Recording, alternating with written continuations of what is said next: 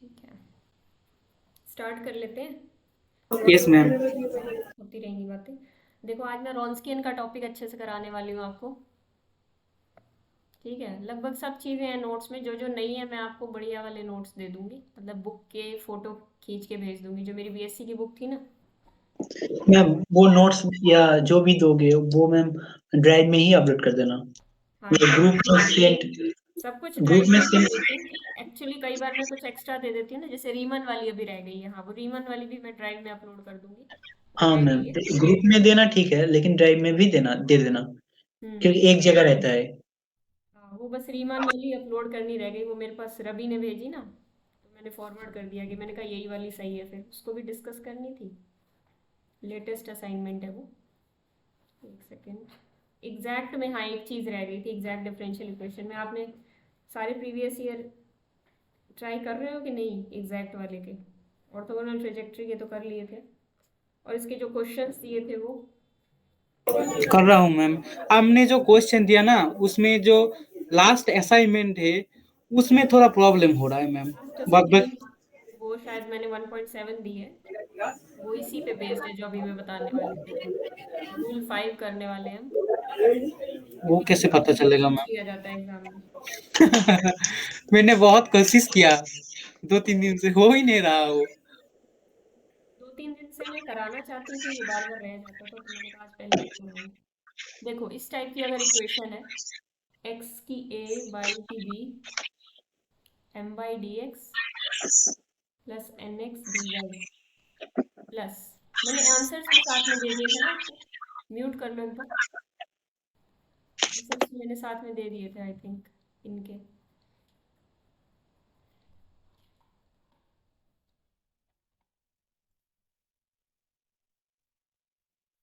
यहाँ पे A B C D P और Q, A B C D M N P Q, ये सभी क्या हैं? कॉन्स्टेंट्स हैं। और यहाँ पे एक कंडीशन है इनके साथ कि m by n p by q की रेशियो के बराबर नहीं है। तो इसका इंटीग्रेटिंग फैक्टर आप डायरेक्ट निकाल सकते हो, वो होता है x की पावर अल्फा इंटू वाई की पावर बीटा। जहाँ पे अल्फा क्या है? अल्फा इस इक्वेशन से निकल सकता है, alpha a plus alpha plus 1 divided by m is equal to b plus beta plus 1 divided by n। और दूसरी इक्वेशन है, इस इक्वेशन से तो आपका अल्फा बीटा में एक इक्वेशन आ जाएगी। दूसरी इक्वेशन दे रखी है c plus alpha plus 1 by p is equal to d plus beta plus 1 by q. ये दूसरी इक्वेशन है, यहाँ से अल्फा और बीटा में दूसरी इक्वेशन आएगी, और यहाँ से अल्फा बीटा की वैल्यू निकल के आएगी। जो अल्फा बीटा की वैल्यू है वो यहाँ हम एक्स और वाई की पावर्स में रखेंगे, और यहाँ इंटीग्रेटिंग फैक्टर निकल के आ जाएगा। तो एग्जाम में सीधे सॉल्यूशन नहीं ये पूछा जाएगा। देखो सॉल्यूशन पूछा हो तो उसको करने के अलग तरीके, जो हमने प्रीवियस ईयर डिस्कस करेंगे ना, तो मैं बताऊंगी कुछ एक दो ट्रिक्स में बताऊंगी कि आपको हमेशा इंटीग्रेटिंग फैक्टर निकालने की ज़रूरत नहीं होती। कई बार सॉल्यूशन ऑप्शन से भी देख लिया जाता है, ऑप्शंस की भी हेल्प लिया करो जब ट्राई करोगे ना प्रीवियस ईयर, तो ऑप्शंस की हेल्प लेने की कोशिश भी करना। अभी मैं टाइम लगता है तो एक दो क्वेश्चन कराऊंगी आपको, तो इसका कुछ एग्जाम्पल देखते हैं कि इसको अप्लाई कैसे करेंगे। मैम वो वाला की मतलब क्या है? अल्फा प्लस उन्हों आपने जो लिखा वो समझ में नहीं आया। इन इक्वेशन से आपको अल्फा और बीटा की वैल्यू मिल जाएगी। ये इक्वेशन 1 है, ये इक्वेशन 2 है, इनको सॉल्व करना है। ये ए एम बी एन ये तो नॉन है, सी पी डी और क्यू ये अननोन है। इन इक्वेशंस को सॉल्व करके यहाँ से आपको क्या मिल जाएगा? अल्फा और बीटा। अभी एग्जांपल देखते हैं तब ज़्यादा क्लियर होगा। जैसे एग्जांपल के तौर पे मैं इंटीग्रेटिंग फैक्टर, देखो किस किस चीज़ के नोट्स आपको दे दूंगी, क्योंकि ये बुक में बड़ा अच्छा से दे रखा है इंटीग्रेटिंग फैक्टर के। ठीक है, बुक से खींच के।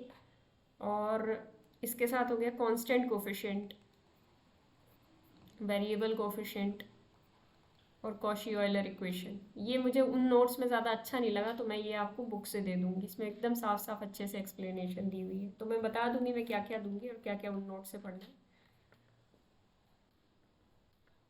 तो देखो हमें क्वेश्चन दे रखा है 2x square Y -3y⁴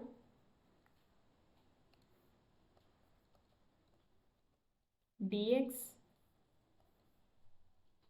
+3x³ y +2xy³। पहले ये देखो इन पे चारों में से पांचों में से कौन सा रूल अप्लाई हो रहा है।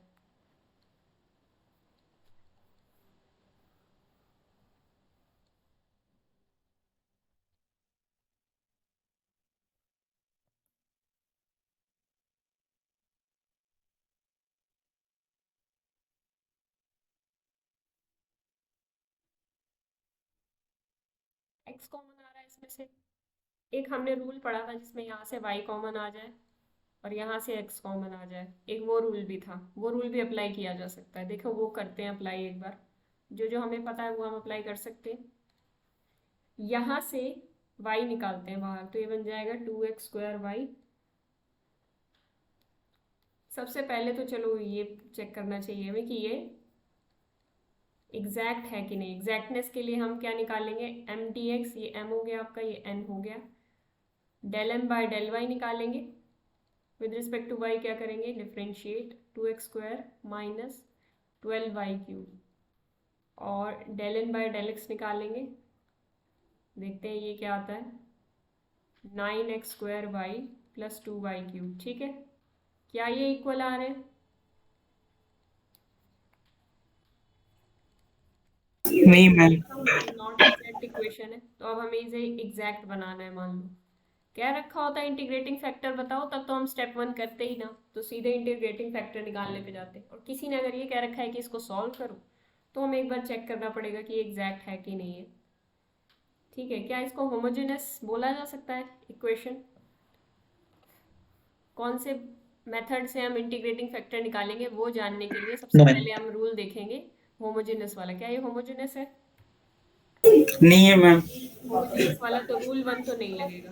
रूल 1 जो इंटीग्रेटिंग फैक्टर का है। रूल 2 क्या कहता था कि उसमें से y कॉमन आ जाए, उसमें से x कॉमन आ जाए। देखो आ रहा है क्या, दिख तो रहा है आता हुआ। आए तो गा, पर उसमें एक्स वाई भी कॉमन आ जाएगा। एक्स वाई का फंक्शन होना है ना अंदर। हाँ, वो नहीं बनेगा। अच्छा, 2x² माइनस 3y³ y ऐसे कॉमन आ रहा है, लेकिन अंदर फंक्शन जो बन रहा है वो x इंटू वाई का फंक्शन नहीं बन रहा, क्योंकि इक्वेशन जो थी वो कहती थी कि ऐसा कोई फंक्शन बन जाए जो एक्स वाई का हो और बाहर वाई डी एक्स टाइप का बन जाए, फिर जी ऑफ एक्स वाई का फंक्शन बन जाए कोई, इंटू एक्स डी वाई बन जाए इज इक्वल टू 0। यही कह रहे हो आप?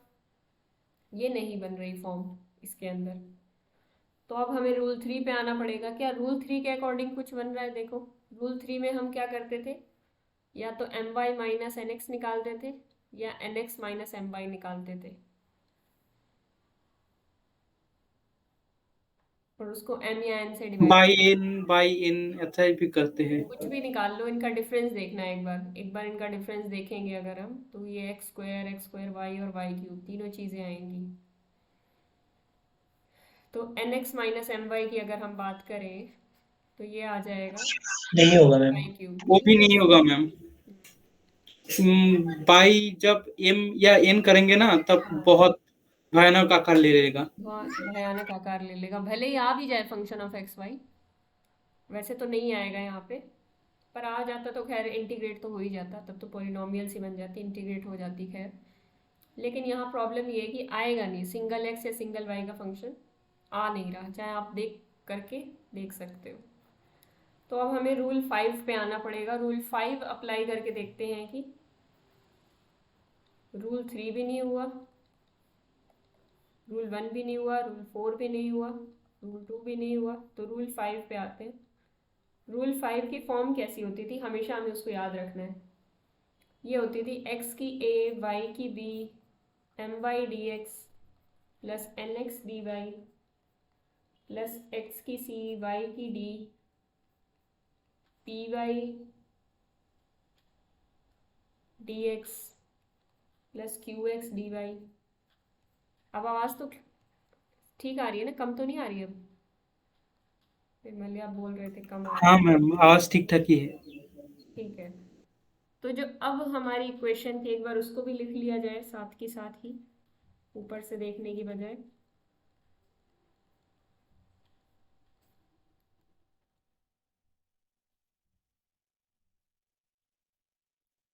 मुझे लगता है इस पे बेस्ड भी एक बार क्वेश्चन आया हुआ है जहाँ तक मुझे याद है जैम में, इस रूल पे based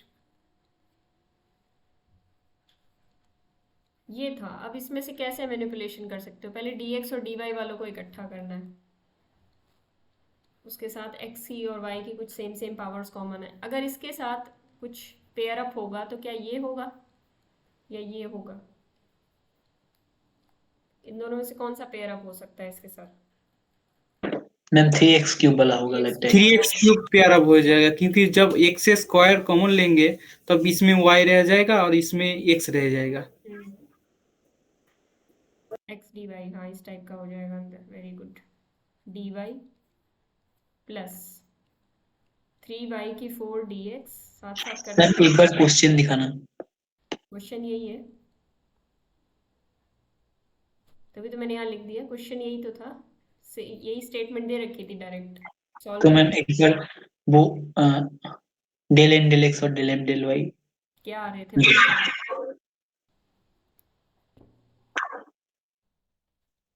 del and del x del and del y equal नहीं आ रहे थे। मैम 3x क्यूब वाई है ना। हाँ 3x क्यूब है, अच्छा 3x क्यूब है, सॉरी सॉरी सॉरी गलत लिखा है यहाँ, हाँ वही बात है, नीचे सही लिखा था मैंने। नीचे ठीक लिखा आपने, वही लिए आपको ऊपर जाने को कहा। मैम एक वो पार्शियल डेरिवेटिव भी गलत होगा। वहां से पार्शियल डेरिवेटिव भी गलत हो गए, पर मुझे लगता नहीं एग्जैक्ट आएगी। Del n by del x निकालना था ना, 3 3 जा 9x², ये आ जाते, फिर तो शायद कोई और रूल भी इसमें लग सकता था। 7x² n x minus m y कर लिया मैंने, प्लस 14y³ ये बन रहा है।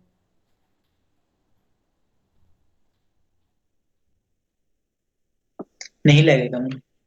नहीं लगेगा मैम। एन से डिवाइड करने पे कुछ हो नहीं रहा। नहीं मैम। 3x² प्लस 2y³, अच्छा 3 और 2 बन रहे हैं, ठीक है ठीक है।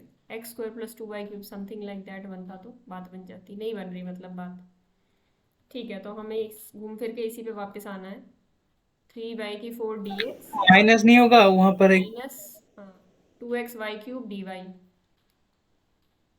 ठीक है, इज इक्वल टू 0। अब निकाल लो कॉमन, x और y दोनों की जितनी मैक्सिमम पावर्स बाहर निकल सकती हैं हम निकाल लेंगे। यहाँ से x² कॉमन आएगा, y की तो 0 ही कॉमन आ रही है ना। तो 2y dx plus 3x dy, ये ठीक लिख दिया। आगे क्या कॉमन आ सकता है हम देखते हैं, y³ कॉमन आ सकता है ज़्यादा से ज़्यादा, तो x की 0 y की 3, तो minus 3y dx plus 2x dy, ठीक है। मैम मैम ऑटोनोमस सिस्टम का आपने जो कराया मैम, वो उस नोट में मिलेगा या आप देंगे? ऑटोनॉमस का मैंने डाल दिया नोट्स, देखे नहीं आपने अपने हैंड राइटिंग? अच्छा, मैंने नहीं देखा। ठीक है मैम। 2 दिन पहले डाल दिए थे ऑटोनॉमस, शायद ठीक मैं है आपको मैम। बताना भूल गई कि मैं ही दूंगी, और कंफ्यूजन रह गया लगता है, मैं ही देख लेना, ओडी ओके वाले मैम। नोट्स तो इसमें ही है। ठीक है, ऑर्थोगोनल ट्रेजेक्ट्री के आपको नोट्स चाहिए, वो भी मैं बुक से दे दूंगी, बुक में बढ़िया दे रखा है। अगर बुक में जो जो चीज़ें हैं ना सारी बुक से दे दूंगी, बहुत इजीली आप पढ़ सकते हो। आपके पास वो बुक नहीं है जीवन सेंस, नहीं तो आप बुक से देख लेते। ठीक है, अब क्या करें, ABCD हमें सब कुछ पता चल गया। अब हमें क्या करना होगा, एक बार रेशो चेक करनी होगी, इसकी रेशो क्या आ रही है, m/n और p/q की रेशो बराबर नहीं आनी चाहिए थी। मैं थोड़ा सा कंपैरिजन अगर यहाँ पे करूँ आपके लिए, तो ये और ये तो A और B आएंगे, ये अब आते हैं हमारे mn, ये CD, ये PQ, ऐसे हमने मान रखे होते हैं। तो m/n और p/q की रेशो क्या आ रही है, m/n की रेशो 2/3 आ रही है, which is not equal to -3/2 वाली रेशो, विच इज़ p/q वाली रेशो, ठीक है, बराबर नहीं आ रहे। तो अब हम प्रोसीड कर सकते हैं। तो अब हमें क्या करना होगा, वो वाली इक्वेशंस लिखनी होंगी, a + α + 1 divided by m, 2 plus alpha, जो हम जानते नहीं है इंटीग्रेटिंग फैक्टर के पावर्स हैं, एक्स की अल्फ़ा वाई की बीटा, ए प्लस अल्फ़ा प्लस 1। थोड़ा सा ये टाइम कंज्यूमिंग है, लेकिन इसका भी एक तरीका है। अगर आप एग्ज़ाम में इंटीग्रेटिंग फैक्टर ऑप्शंस के साथ दे रखे हैं तो आप ऑप्शन की हेल्प से भी कर सकते हो। ठीक है, बाकी इसको ऐसे किया जा सकता है, चलो एक बार और इसको मैं करा दूँ फिर मैं बताती हूँ। 2a plus alpha plus 1 divided by क्या था, m यानी 2 is equal to b plus beta plus 1 by n, b plus beta plus 1 by n 3, यानी कि 2 के साथ अल्फ़ा ऐड करना है और 1 ऐड करना है ऊपर। 2 plus alpha plus 1 divided bye 2 और 0 plus alpha 0 plus beta plus 1 divided bye 3। Similar काम यहाँ पे होगा, 0 plus alpha plus 1 divided bye -3 और 3 plus alpha plus 3 plus beta plus 1 divided bye 2। तो यहाँ से दो इक्वेशन बनेगी हमारी, ये आ जाएगी alpha plus 3 alpha plus 9 is equal to 2 beta plus 2, और इधर बन जाएंगी 2 alpha plus 2 is equal to -3 beta -12। 3 alpha minus 2 beta will be equal to -7, और इधर से 2 alpha plus 3 beta will be equal to -14। तो आप इनको सॉल्व कर लोगे।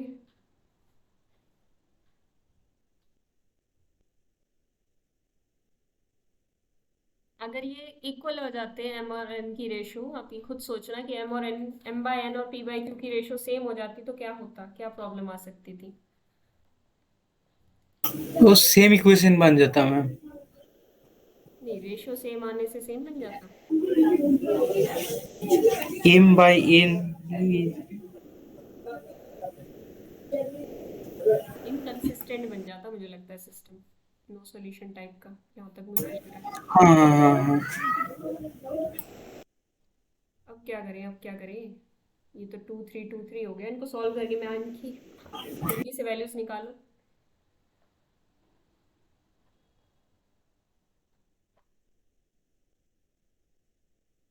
अल्फा की वैल्यू क्या कुछ ऐसी आ रही है,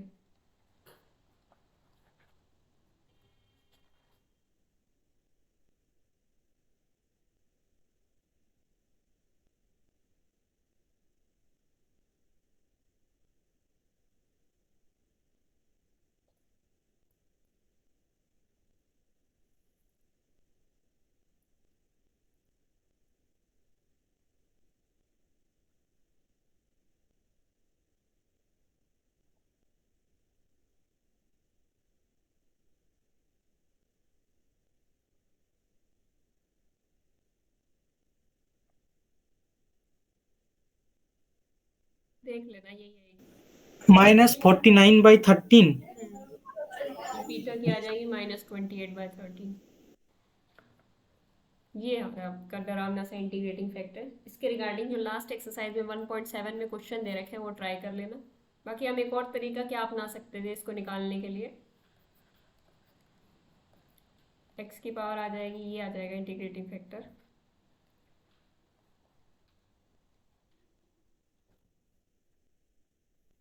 अगर थोड़ा सा इजी हो रहा है क्वेश्चन तो हम ये कर सकते हैं। देखो इक्वेशन एग्जैक्ट नहीं थी पर हमें इसका इंटीग्रेटिंग फैक्टर पता था कि इंटीग्रेटिंग फैक्टर एक्स की अल्फा वाई की बीटा टाइप का ही आएगा। तो आप ये कर सकते थे कि m और n दोनों तरफ हम क्या करते हैं, एक्स की अल्फा वाई की बीटा से मल्टीप्लाई कर लेते हैं, एक्स की अल्फा वाई की बीटा, ठीक है, सारी पावर अल्फा प्लस बीटा इस टाइप की आ जाती। फिर वहां से एम वाई और एन एक्स निकाल लेते, वो कुछ 2x अल्फा अल्फा प्लस 2 इस टाइप का कुछ आता। एम वाई और एन एक्स को वहां से कंपेयर करते और अल्फा बीटा की वैल्यू निकाल लेते। समझ में आई बात। Yes ma'am. ये भी किया जा सकता है, वैसे एग्जाम में इतना लंबा क्वेश्चन नहीं आएगा। आएगा तो छोटा ही आएगा। और फिर भी आपको कुछ लंबा लग रहा है तो उस वक्त के लिए उस क्वेश्चन को छोड़ देना, क्योंकि ओडी में कुछ क्वेश्चंस में, ज़्यादातर में नहीं, कुछ क्वेश्चंस में आप फंस सकते हो, रूल आपको लंबा लेके जा सकते हैं, तो लंबा नहीं फंसना होता किसी भी क्वेश्चन में। और डरा मत करो, 2 मिनट करके क्वेश्चन छोड़ दिया कोई बात नहीं, अब उसमें घबरा जाते हो कि अरे इतना टाइम लगाया क्वेश्चन नहीं हुआ, मार्क्स और रिव्यू कर दो, क्या पता आगे हो जाए, होप रखा करो ना हमेशा। कौन सा क्वेश्चन था, जैसे कि ये क्वेश्चन दे रखा है एग्जाम में,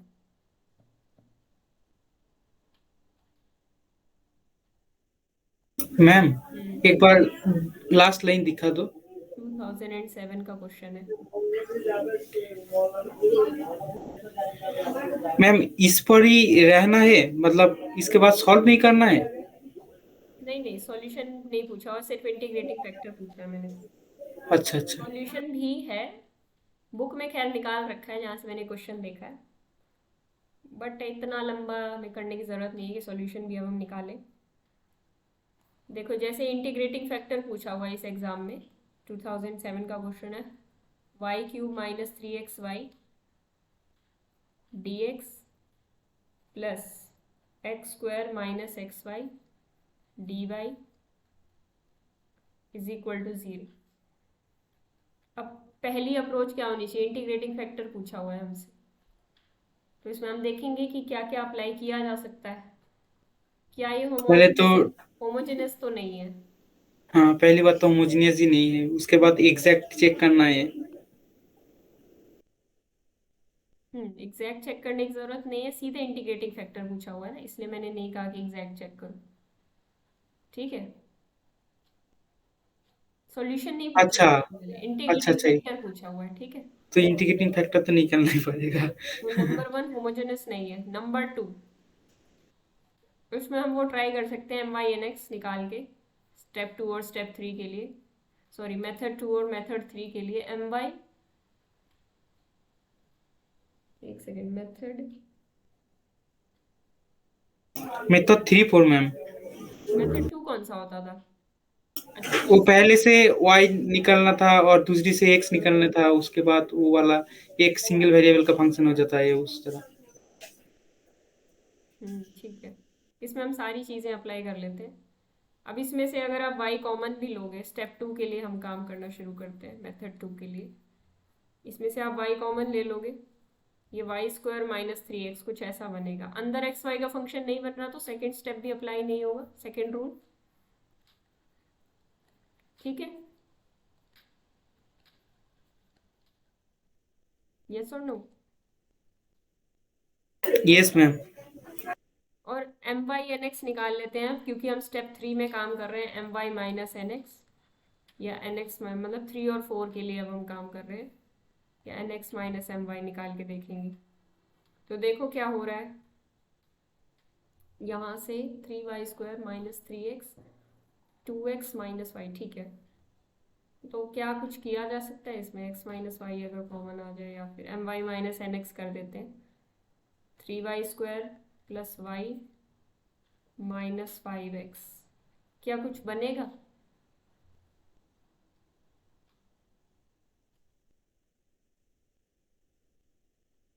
y² - 3xy कर लो चाहे, इसमें से भी कुछ, इसमें से ऊपर में से कुछ कॉमन नहीं आ रहा, तो फिर ये कटेगा कैसे, सबसे बड़ी बात तो ये है। तो 3 और 4 रूल भी अप्लाई नहीं हो रहे, दिख रहा है आपको?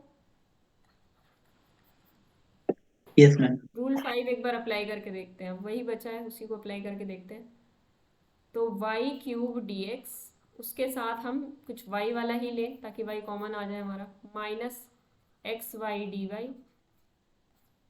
Plus -3xy dx plus x² dy।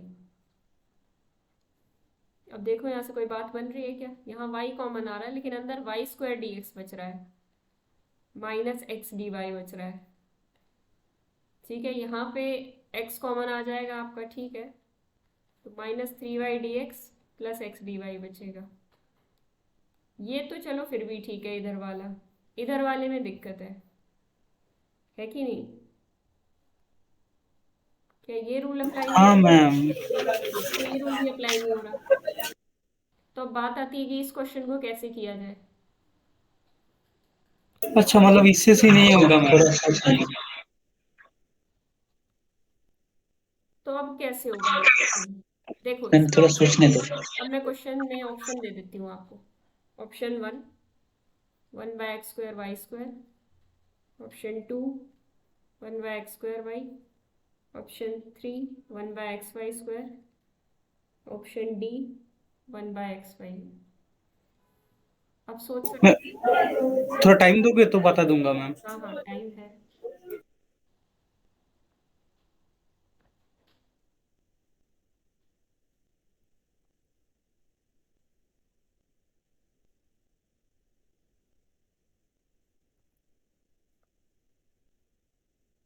Option दिखा दो ना प्लीज।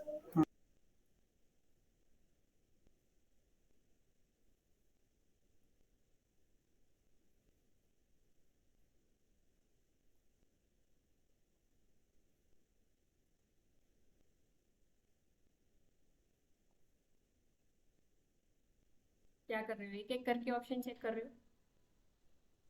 Yes ma'am.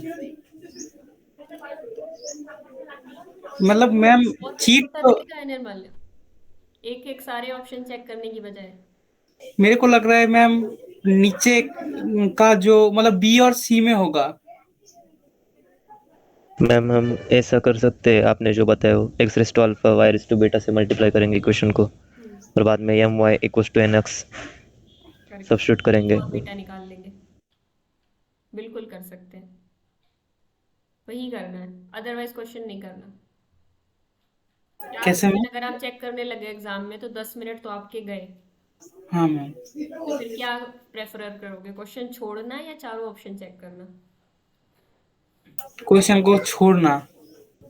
देख लो, क्वेश्चन मतलब छोड़ने में भी लालच है कि भाई इतना आसान क्वेश्चन, इंटीग्रेटिंग फैक्टर का क्वेश्चन हमारी। छोड़ना मतलब टाइम मिलेगा तो लास्ट में करूंगा इस तरह, मतलब अभी तक अगर आपने वो हिंट्स नहीं दिया होता तब, और हिंट्स अगर आपने दे दिया तो कर लेंगे। देखो इस तरीके का क्वेश्चन देख के लालच आ जाता है एग्जाम में, और फिर हम सोचते हैं कि इतना आसान क्वेश्चन क्यों नहीं हो रहा, और फिर हम उस पर 10-15 मिनट लगा देते हैं। वो गलती नहीं करनी। दुनिया का सबसे आसान क्वेश्चन भी आपसे नहीं निकल रहा तो भी उसको छोड़ के आगे बढ़ो, क्योंकि जितनी देर आप उस क्वेश्चन में फंसे रहोगे आपका टाइम वेस्ट होगा, और आपसे वो फिर भी क्वेश्चन नहीं निकला तो आपका कॉन्फिडेंस बहुत कम हो जाएगा, फिर आगे वाले क्वेश्चन ना निकले इसके बहुत हाई चांसेस हैं। ईगो पे बात नहीं लेनी होती कि अरे ओडी तो मैंने बहुत अच्छे से किया, इसका क्वेश्चन मैंने मेरे से कैसे नहीं निकल रहा, और हम सबके साथ ही होता है। मैं ये नहीं कह रही कि आपके साथ होगा। तो अगर आप चारों ऑप्शन चेक करने की सोच रहे हो और कुछ दिमाग में नहीं आ रहा तो क्वेश्चन छोड़ना ही बेहतर है। समझ में आई बात? बशर्ते हमारे पास टाइम बचा है 20 मिनट का, और हमारे पास और कुछ करने को नहीं है, तो फिर हम चारों ऑप्शन भी चेक कर सकते हैं, लेकिन शुरुआत में ये गलती नहीं करनी।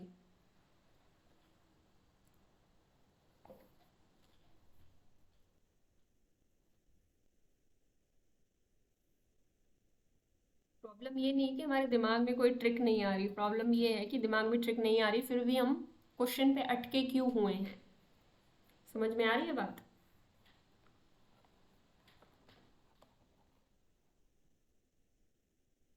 हाँ मैम। ठीक है, कर लो सॉल्व जल्दी से।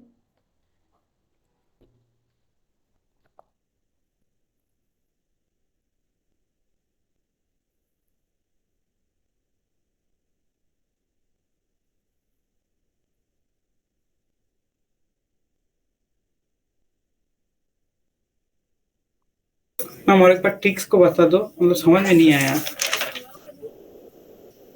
इसके सभी इंटीग्रेटिंग फैक्टर किस फॉर्म के दे रखे हैं, आपको क्या लगता है? जनरल एस फॉर्म टू ये the power minus alpha, y to the power minus beta. Minus alpha या माइनस बीटा, या अल्फा और बीटा भी तो सिंपली हम मान सकते हैं, जहाँ पे अल्फा बीटा लेस देन 0 हो जाएंगे तो ठीक है। वो तो अपने आप हो जाएंगे, वो तो एडजस्ट कर लेंगे अपने आप को। तो हाँ हाँ इंटीग्रेटिंग फैक्टर को ये मान के चलो, ठीक है। अगर ये इंटीग्रेटिंग फैक्टर है तो ये उससे मल्टीप्लाई होके आपको आंसर देगा। यानी कि जब आप नया m निकालोगे तो वो क्या बनेगा, x की अल्फा y की beta into y cube minus 3xy, और नया n क्या निकलेगा, x की अल्फा y की beta x square minus x Y.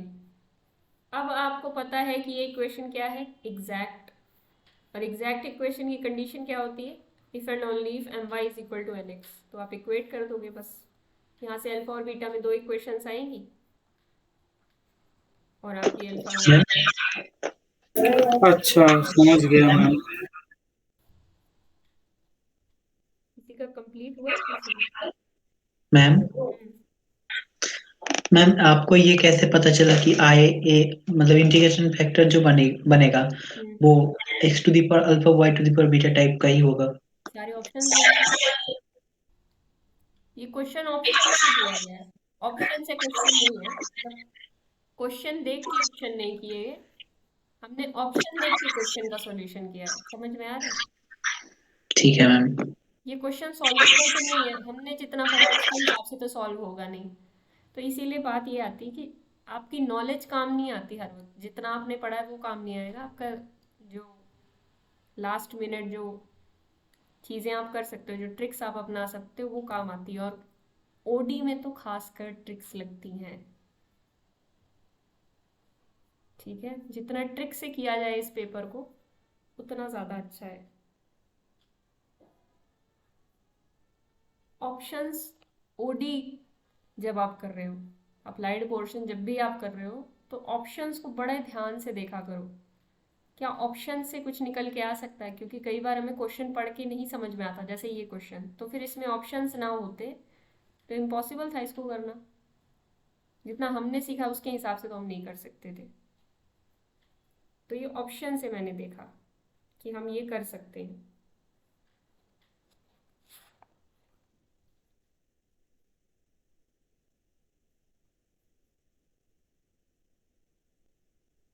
Bernoulli's equation clear है? यस मैम, ये तो अगला दिन हुआ था। मैं एक बार आपको असाइनमेंट्स दिखाती हूँ आपकी ओडी की, जो आपको करनी है साथ साथ, सिर्फ प्रीवियस ईयर नहीं और भी तो असाइनमेंट्स करनी पड़ेगी।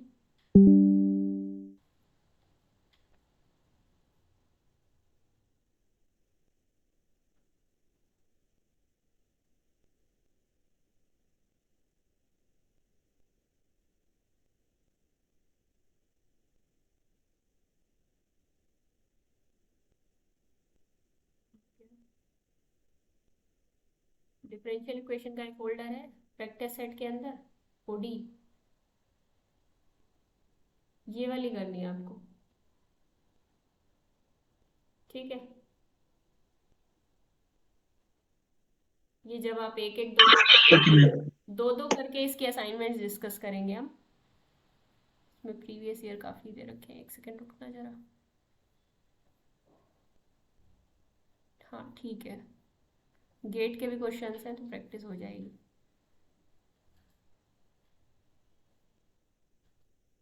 ठीक है, दो दो असाइनमेंट्स करके डिस्कस करेंगे हम इसकी, जब आपकी दो असाइनमेंट हो जाएं तो उसके बाद हम डिस्कशन इसका रखा करेंगे।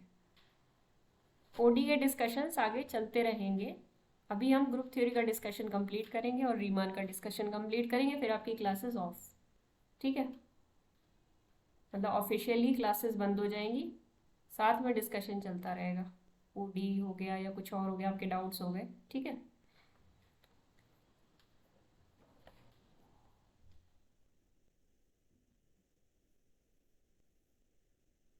मुझे लगता है अल्फा और बीटा की वैल्यू आपकी आ जानी चाहिए। किसी की आई है क्या?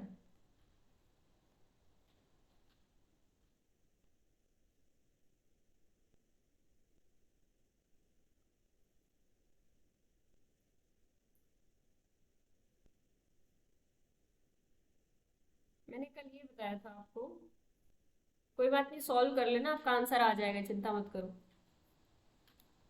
ठीक है मैम, ये कर लेंगे। एक बार ना मैम, एक बार क्वेश्चन दिखा दीजिए ना, एक बार स्क्रीनशॉट ले लेता हूँ। हाँ, मैंने ये कहा था कि हमने पढ़ा था ना, वेक्टर स्पेस बनाते हैं, किसके सॉल्यूशंस वेक्टर स्पेस बनाते हैं, homogeneous homogeneous. Homogeneous linear differential equation के सॉल्यूशन। इस पे हम थोड़ा सा और आगे बात करेंगे जब मैं आपको सेकंड ऑर्डर की इक्वेशन कराऊंगी, मैं आपको विजुअलाइज भी कराऊंगी कि बेसिस भी निकलता है सॉल्यूशन, सेट ऑफ सॉल्यूशंस से।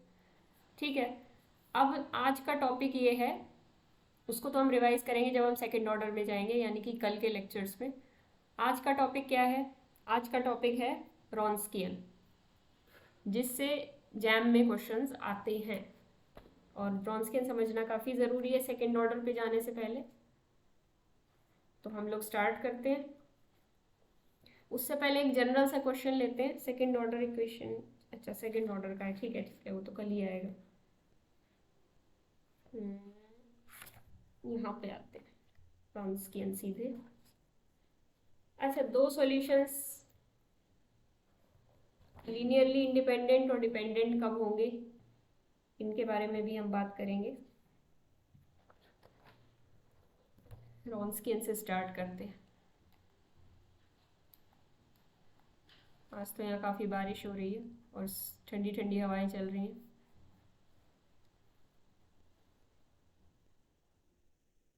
Second order homogeneous linear differential equation, second order आपको कंसिडर, देखो रॉन्स्कियन निकलेगा तो second order linear homogeneous differential equation का ही निकलेगा,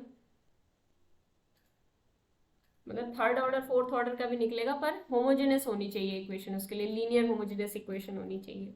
देखो मैं बताती हूँ, second order homogeneous linear differential equation किस टाइप की दिखती है? Second order homogeneous linear differential equation. Linear differential equation मैंने बताया था किस टाइप की दिखती है, पी एन एक्स वाई का nth derivative, p n minus one x y का n minus one derivative and so on, याद होगा आपको लीनियर डिफरेंशियल इक्वेशन। और होमोजेनस होगी तो इज इक्वल टू में ज़ीरो कर देंगे, यानी कि अगर टू ऑर्डर में मैं बात कर रही हूँ तो टू ऑर्डर की होमोजेनस LDE कैसी दिखती है? वो कुछ इस तरीके से दिखेगी, p not y double dash, p not p one p two कुछ भी ले लो, डजेंट मैटर, आगे पीछे भी कर सकते हैं, p one y dash plus p two y is equal to zero. क्या ये होमोजेनस लीनियर डिफरेंशियल इक्वेशन है? Second yes order ma'am. की तो है, दिख रही है हमें, सबको लग रहा है कि ये second order homogeneous linear differential equation है। Yes ma'am. होमोजेनस कैसे चेक करेंगे? नया तरीका, y is equal to 0 solution होना चाहिए। y is equal to zero solution होना चाहिए, तो y is equal to zero इसका सॉल्यूशन बन रहा है। Function of P i's are function of x only, ये ध्यान रखना, नहीं तो फिर ये लीनियर ही नहीं रहेगी इस तरीके से। तो इसकी एग्जिस्टेंस थ्योरम क्या कहती है? एग्जिस्टेंस थ्योरम ये थ्रू आउट रॉन्स्कियन बड़े काम आने वाली है आपके। Existence theorem, if p not p one p two, ये जो तीनों फंक्शंस हैं ये कॉन्टिन्यूअस हो on domain D,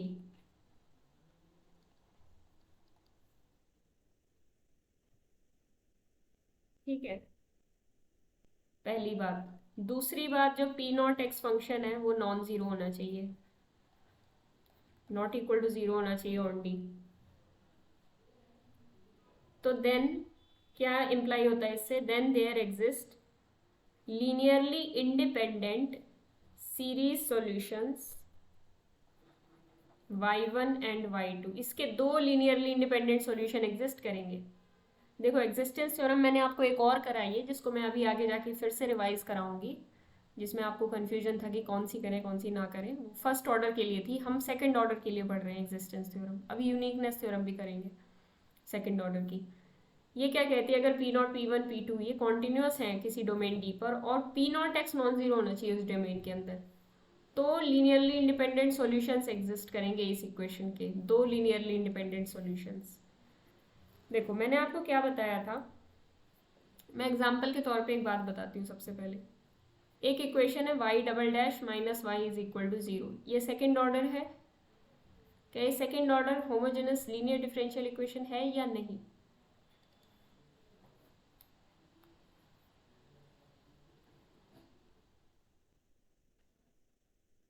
yes ma'am है। ये है। इस इसका जनरल सॉल्यूशन पता है कैसे लिखा जाता है? y is equal to c1 e raise to power x plus c2 e raise to power minus x। कैसे लिखा जाता है उसके बारे में हम बात करेंगे रॉन्सकियन के टॉपिक के बाद, लेकिन इसका सॉल्यूशन ये होता है जनरल सॉल्यूशन। अब जनरल सॉल्यूशन दो सॉल्यूशंस के लीनियर कॉम्बिनेशन से बना है और ये जो दो सॉल्यूशंस हैं ये आपस में लीनियरली इंडिपेंडेंट है। अभी लीनियरली इंडिपेंडेंट क्या होता है उसके बारे में भी हम बात करेंगे, लेकिन सिंपल शब्दों में दो फंक्शंस तभी लीनियरली इंडिपेंडेंट होंगे जब वो एक दूसरे के लीनियर कॉम्बिनेशन नहीं होंगे या स्केलर मल्टीपल नहीं होंगे। तो अगर इनको एक सेट में डाल दिया जाए, जो दो लीनियरली इंडिपेंडेंट सॉल्यूशन हमें दिख रहे हैं ना जनरल के अंदर, इनको एक सेट में डाल दिया जाए तो ये सेट क्या बन जाता है? Basis of solution space of the given ODE. मैंने कहा था कि इसके सॉल्यूशंस वेक्टर स्पेस बनाएंगे और अगर उस वेक्टर स्पेस का बेसिस एक 2 एलिमेंट का सेट बनेगा तो इसके सॉल्यूशन सेट के बेसिस सॉल्यूशन सेट का जो वेक्टर स्पेस बनेगा उसकी डायमेंशन क्या होगी?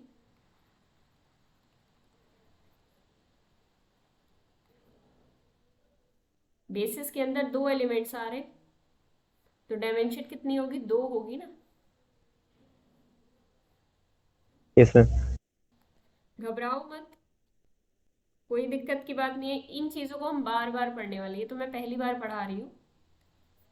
Vector space of all solutions of this equation, तो उसमें कोई घबराने वाली बात नहीं है। अगर अभी पूरी तरह क्लियर नहीं हुआ तो हम आके बात करेंगे। तो लीनियरली इंडिपेंडेंट सॉल्यूशन, इन्होंने कहा कि अगर कोई, मैं इस ऊपर जो मैं थ्योरम लिखवा रही थी उसी की एप्लीकेशन नीचे बता रही थी। ऊपर वाली थ्योरम कह रही थी कि P0, P1, P2 अगर ये कॉन्टिन्यूस हो जाए डोमेन D पर और P0x नॉन जीरो हो जाए। देखो इस डिफरेंशियल इक्वेशन को कहीं पे कोई दिक्कत नहीं दिख रही, मतलब इसकी डोमेन हम R मान सकते हैं। दिक्कत वाली डिफरेंशियल इक्वेशंस कैसी होती हैं उस पर भी हम बात करेंगे, उसकी भी कोई टेंशन की बात नहीं है। तो इसकी डोमेन में कुछ देर के लिए R मान लेती हूँ। यहाँ पे अगर मैं P0, P1, P2 वाले फंक्शंस निकालना चाहूँ तो क्या आप मेरी हेल्प करेंगे? P0 फंक्शन इस केस में क्या है? जल्दी बोलो। 1 P1 0 और P2 -1 -1। तो क्या ये कांस्टेंट फंक्शन दुनिया की कोई भी डोमेन आ जाए उस पर कॉन्टिन्यूस होंगे? यहाँ तो पूरी R है तो क्या पूरे R पर कॉन्टिन्यूस होंगे? ऑब्वियसली कांस्टेंट फंक्शन तो हर जगह कॉन्टिन्यूस होते हैं। तो P0, P1 और P2 ये तीनों कॉन्टिन्यूस फंक्शंस हैं। First condition is satisfied for this example. Second condition कहती है कि P0x should be non zero पूरे डोमेन में। P0 फंक्शन यहाँ एक कांस्टेंट फंक्शन है और ये हमेशा नॉन जीरो है। यस बिल्कुल है, तो ये भी हो गई कंडीशन सेटिस्फाइड। तो ये कह रहे हैं कि इसके दो लीनियरली इंडिपेंडेंट सीरीज सॉल्यूशन मिलेंगे। अब सीरीज सॉल्यूशन की बात मैं बताऊंगी। सीरीज सॉल्यूशन वैसे क्या होते हैं? जिनकी सीरीज एक्सपेंशन खुलती है, जैसे कि आपको याद होंगे ऐसे फंक्शन e की पावर x sin x, जिनकी अपने पास एक सीरीज होती है। याद आ गए फंक्शंस? sin x की खुद की सीरीज है, cos x की खुद की सीरीज है। ठीक है, इस टाइप के सीरीज सॉल्यूशंस आपको मिलेंगे। ठीक है, उनका प्रोसेस क्या है निकालने का उस पर हम बाद में बात करेंगे, पहले ये थ्योरम देखो। बात यहाँ तक समझ में आ गई?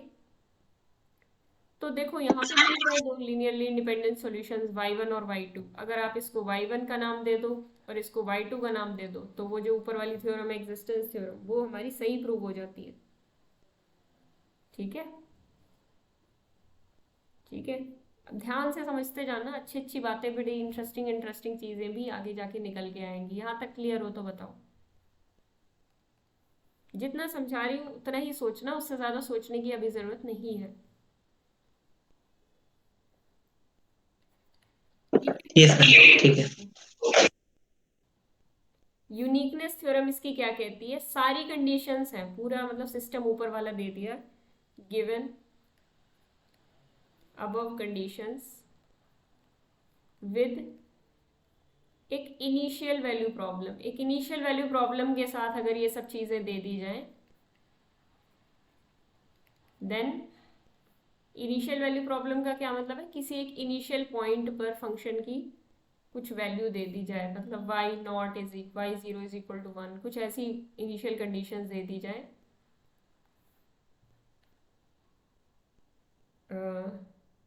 then there exists a unique solution. There exists a unique solution. ठीक है, चलो इस पे भी बात करते हैं कि आप क्या कह रहे हो, ये कि इनिशियल वैल्यू प्रॉब्लम हो जाए तो एक यूनिक सॉल्यूशन मिल जाएगा।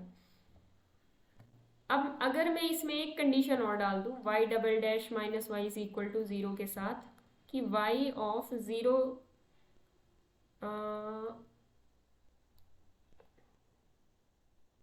y of 1 is equal to e, y of 1 is equal to e,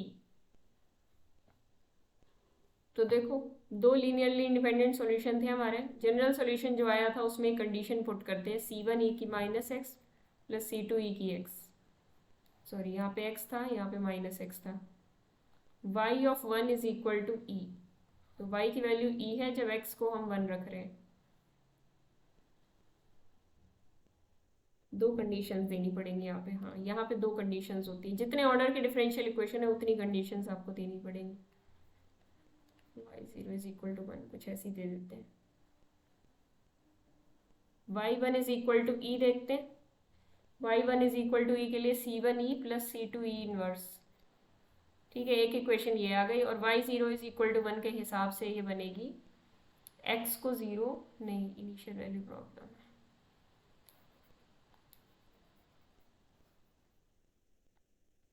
initial value problem initial points पे, मतलब इनिशियल वैल्यू प्रॉब्लम सिंगल ही पॉइंट पे होती है। चलो एक सेकंड में थोड़ी कंडीशन चेंज करती हूँ, y0 is equal to 1 and y dash 0 is equal to 1, ये आपको रख के देखनी पड़ेगी। तो y हमारा आ चुका था c1 e raise to power x plus c2 e raise to power minus x, y of 0 is equal to 1, y की जगह 1 रखेंगे, x की जगह 0 रखेंगे, c1 plus c2। y dash 0 यहाँ से क्या बनेगा, y डैश बन रहा है हमारा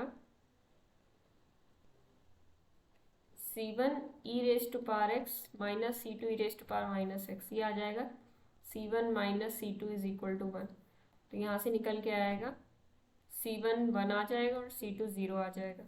तो जब आप इसके अंदर पुट करोगे तो ये आ जाएगा 1 इंटू e1 प्लस 0 इंटू ई की माइनस एक्स, ये आ जाएगा e की पावर x, तो ये वाला सॉल्यूशन आ जाएगा डिजायर्ड सॉल्यूशन।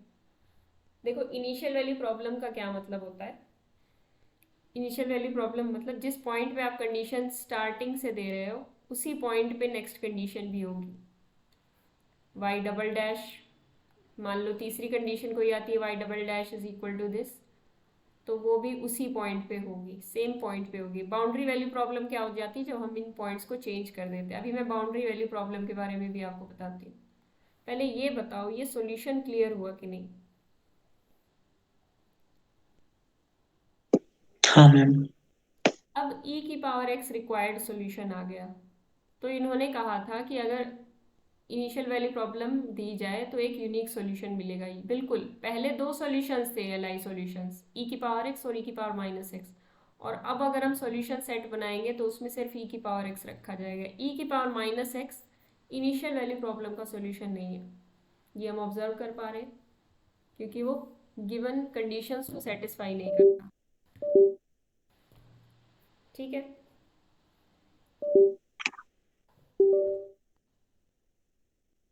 लेकिन अगर ये कंडीशंस बाउंड्री वैल्यू प्रॉब्लम के साथ सेटिस्फाई हो रही हो तो कोई ज़रूरी नहीं है। देखो कैसे, चलो पहले मैं सेकंड ऑर्डर के बारे में थोड़ा सा आपको जानकारी दे देती हूँ, नहीं तो आपको कन्फ्यूजन रहेगा। ये होती है second order linear differential equation, आपने देखी ली है P not y double dash plus P one y dash plus p two y is equal to 0, ये होती है होमोजेनस। होमोजेनस के केस में हम सॉल्यूशन कैसे लिखते हैं, जनरल सॉल्यूशन। जनरल सॉल्यूशन निकालने के लिए हम क्या करते हैं, ऑक्सिलरी इक्वेशन बनाते हैं। अब ये ऑक्सिलरी इक्वेशन क्या होती है आप लोगों ने पढ़ा होगा जिसने भी ओडी पढ़ी है। हम वाई डबल डैश को किससे रिप्लेस करते हैं, डी स्क्वायर ऑपरेटर से। वाई डबल डैश मतलब वाई डबल डैश को तो नहीं, लेकिन यहाँ डी बाई डी एक्स को डी ऑपरेटर बोला जाता है, डबल टाइम डेरिवेटिव को डी स्क्वायर ऑपरेटर बोला जाता है। इक्वलेंट बोले जाते हैं, इक्वल नहीं, मतलब इसकी जगह इसको हम रखते हैं, तो इसकी जगह इसको रखते हैं, तो जो इक्वेशन होती है वो कुछ इस टाइप की दिखती है, आपको याद होगा, p not d square plus P one d plus p two, और यहाँ पे कोई भी डी नहीं आएगा क्योंकि एक बार भी डेरिवेटिव नहीं हो रहा वाई के अंदर, तो ये कॉमन ले लोगे आप, into y is equal to zero. ये कैसे लिख दिया मैंने वाई कॉमन लेके, क्योंकि वाई डबल डैश क्या होता है, d square y by d x square, यानी कि d square by d x square of y, यानी कि ये क्या हो जाएगा, डी स्क्वायर ऑफ वाई। तो वाई डबल डैश को हम डी स्क्वायर वाई से और वाई डैश को डी वाई से रिप्लेस कर देते हैं। याद होगा आपको, किसी ने करा हुआ है ये पहले, मतलब आप लोगों ने तो किया हुआ है, न्यानेश आप? यस मैम, ठीक, हमारा भी हुआ है तो मतलब प्रैक्टिस जल्दी में। जल्दी करा सकती हूँ मैं। तो इसका मतलब आपको अगर सॉल्यूशंस निकालने हुए इस इक्वेशन के y double dash plus y is equal to zero, चलो यही ले लेते हैं, y double dash plus y is equal to zero, तो इसके सॉल्यूशन कैसे होंगे, हमें क्या करना होगा, इसको इस फॉर्म में चेंज करना होगा सबसे पहले, तो d square plus one into y is equal to zero.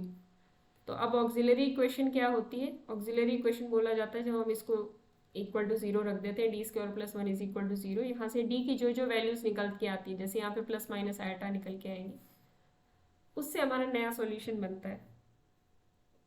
तो ऐसे तो हम कहते हैं कि अगर डी की रियल वैल्यूज आती है, रियल एंड डिस्टिंक्ट, m1 और m2 दो रियल वैल्यूज आएंगी,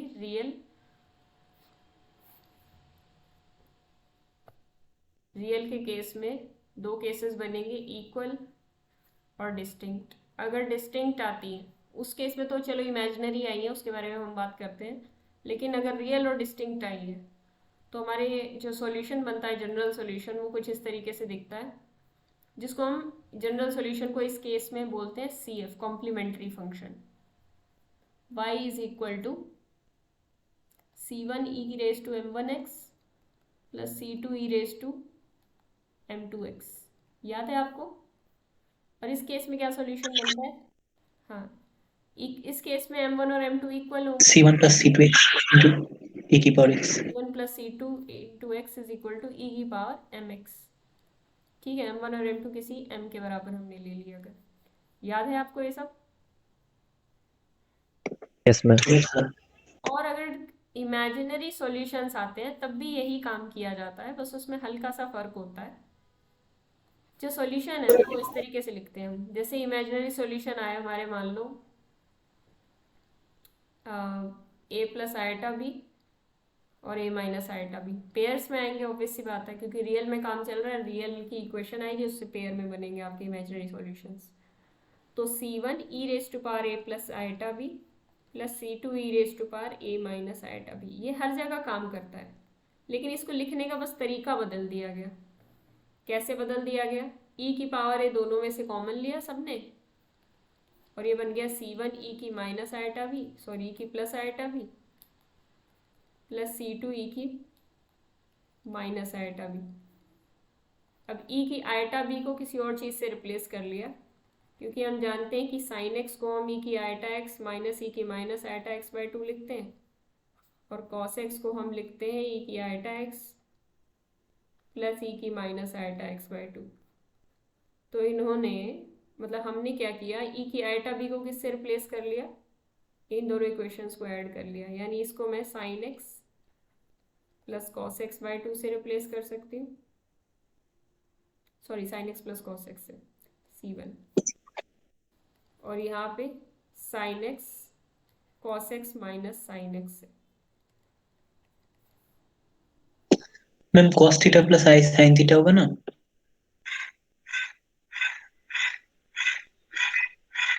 हाँ हाँ हाँ, ठीक है, डायरेक्ट फॉर्मूला में लग जाएगा, cos b plus iota sine b, cos b minus iota sine B.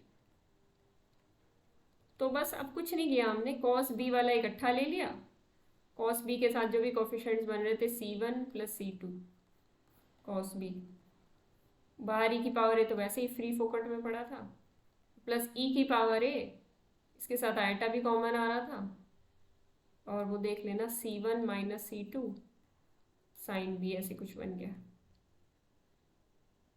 ठीक है, तो जो आपका सॉल्यूशन बना, जैसे e की पावर ए बाहर ही रहे तो ज़्यादा अच्छा है, फिर e की पावर ए इसके साथ मिक्सअप हो जाएगा।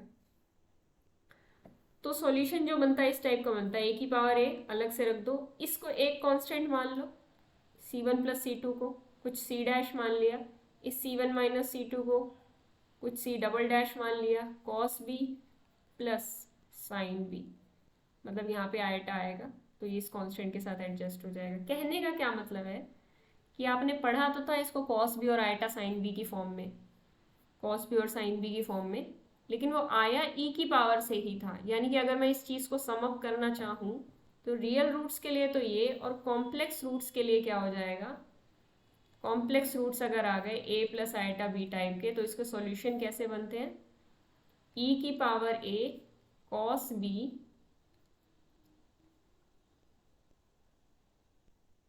c1 cos b plus c2 sine b। यहाँ पे और भी कुछ आएगा, a प्लस आयटा b और a माइनस आयटा b।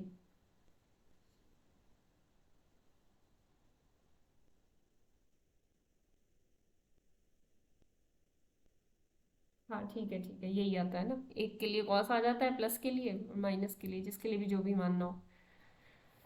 ठीक है, तो यहाँ पे d की वैल्यू प्लस माइनस आयटा आई, तो अब इसके सॉल्यूशन कैसे लिखे जाएंगे, e की पावर, अब 0 प्लस माइनस आयटा है यहाँ पे, तो e की पावर तो 0 रहेगा ही बाहर, यहाँ से सॉल्यूशन उठा लो तरीका, c1 cos आयटा मैम एक बार नीचे दिखा दो थोड़ा। cos 1 cos x आएगा, सॉरी cos bx आएगा, मैं हर जगह cos b हाँ cos b मैम, लिखा रही हूँ, वही। तभी तो गड़बड़ हो गई। दिखाऊं नीचे, यहाँ पे भी गड़बड़ थी। हाँ, वही बोलने जा रहा था मैम। ठीक है, तभी मेरे को कुछ अधूरा अधूरा सा लग रहा है, वो कर लेना चेंज अपना, a प्लस आइटा भी x आएगा हर एक के साथ, वो x लगाया ही नहीं इसलिए शुरुआत में गड़बड़ हो गई। e की पावर के साथ भी ax आएगा, यहाँ पे लिख देती हूँ मैं। ठीक है, तो इस टाइप के सॉल्यूशन मिलेंगे आपको, cos x plus c2 sin x, याद ही है आपको ये सॉल्यूशंस, यानी e की पावर 0 तो इस केस में 1 ही हो जाएगा, तो ये बन जाएगा c1 cos x plus c2 sin x।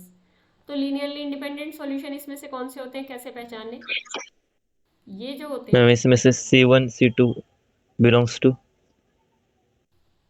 C1 C2 belongs to arbitrary constant, जैसे यहाँ पे कॉम्प्लेक्स निकल के आए थे ना, कहाँ गया, बिलोंग्स टू कॉम्प्लेक्स नंबर्स और real numbers. Belong to complex number. देखो आर्बिट्रेरी कांस्टेंट की जब भी बात होती है ना, वो कॉम्प्लेक्स भी हो सकते हैं, चाहे हम रियल में ही क्यों ना काम कर रहे हो।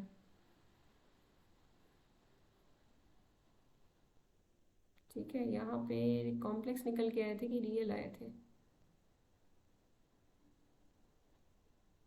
कॉम्प्लेक्स ही आ रहा था ना।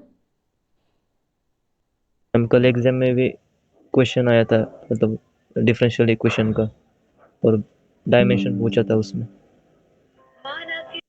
अच्छा, डिफरेंशियल इक्वेशन का क्वेश्चन क्यों आया था एग्जाम में, differential equation, set of solutions of differential equation का लीनियर, डायमेंशन। बाकी वो डिफरेंशियल में पूछना चाहिए, लीनियर में तो नहीं पूछना चाहिए।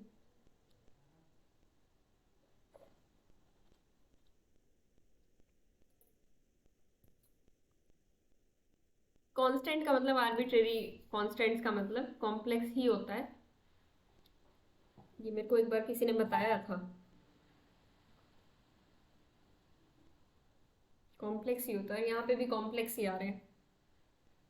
ठीक है, अभी हमने निकाल के देखे, तो यहाँ पे linearly independent solution cos x और sin x बन जाएंगे।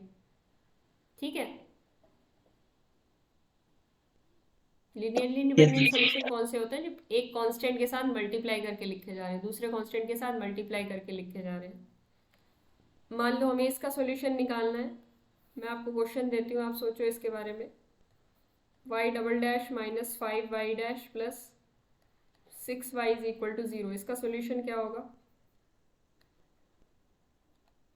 अभी मैं होमोजेनस ही करा रही हूँ, पी वगैरह जो पर्टिकुलर इंटीग्रल आएंगे ना नॉन होमोजेनस के, अभी कराऊंगी। वो बाद में करा देना मैम, वो बाद में करा देना मैम। हाँ वो बाद में कराऊंगी, रॉन्स्कियन के बाद। इसके सॉल्यूशंस कैसे निकलेंगे? इसकी ऑक्सिलरी लिखोगे D square minus five ma'am plus e की पावर हाँ तो 2x मत और मैम e की कर पावर दो ना 3x। लो, इसलिए मैंने आपको मेरे को बहुत डी इज इक्वल टू, कोई बात नहीं, प्रैक्टिस के लिए आपको क्वेश्चंस मिलेंगे। डी इज इक्वल टू 2 3 और और 3 आ 2 रहा है, तो फिर सॉल्यूशन बताओ निर्मल जल्दी। C1 e to the power 3x C1 e plus to the C2 3x plus C2 e to the 2x। अब जो मेन बात 2x। है हमें वो समझनी होती है यहाँ पे। सॉल्यूशन तो आपने निकाल लिया और बहुत इजीली आप सारे सॉल्यूशंस निकाल भी लोगे। इसमें बहुत सारी वेरिएशंस भी कराई जाएंगी आपको, कॉशी ऑयलर इक्वेशन और ब्ला ब्ला ब्ला पता नहीं क्या क्या।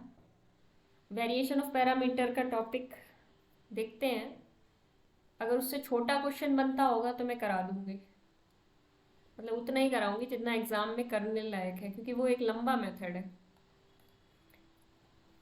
तो देखते हैं, खैर वेरिएशन ऑफ पैरामीटर लास्ट में कराऊंगी।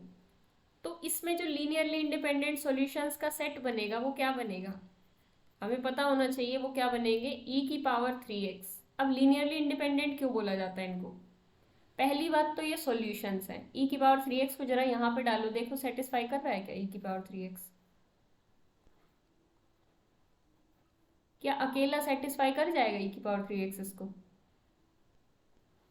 यस मैम कर जाएगा। ये भी कर जाएगा अकेला सेटिस्फाई और ये भी अकेला सेटिस्फाई कर जाएगा, इसलिए ये दमदार सॉल्यूशंस होते हैं, इसीलिए ये बेसिस बनाते हैं किसका? सॉल्यूशन स्पेस का। जितने भी दुनिया के सॉल्यूशन हो वो सब इनके लीनियर कॉम्बिनेशन में लिखे जाएंगे जब हम इस इक्वेशन के सॉल्यूशंस की बात कर रहे हैं।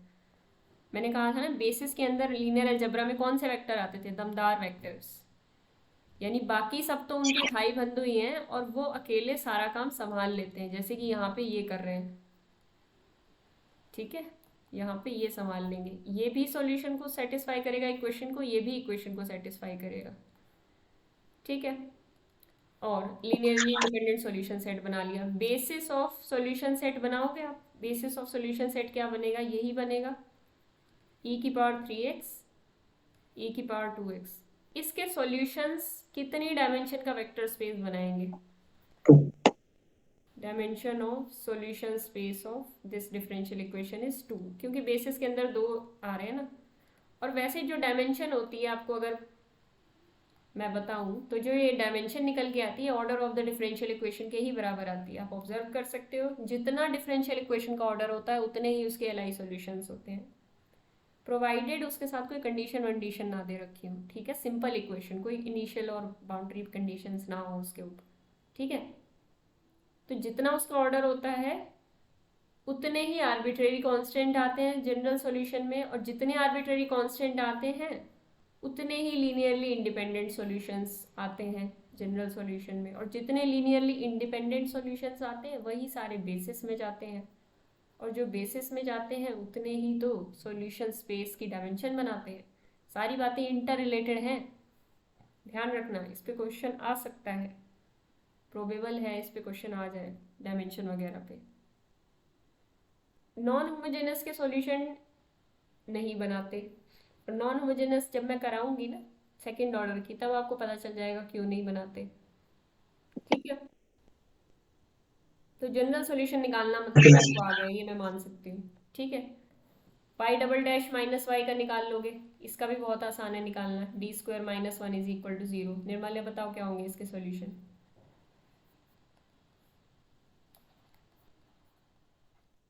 एक्चुअली क्या किया था इसका मैम इसका जो C1 e to the power x plus C2x e to the power x।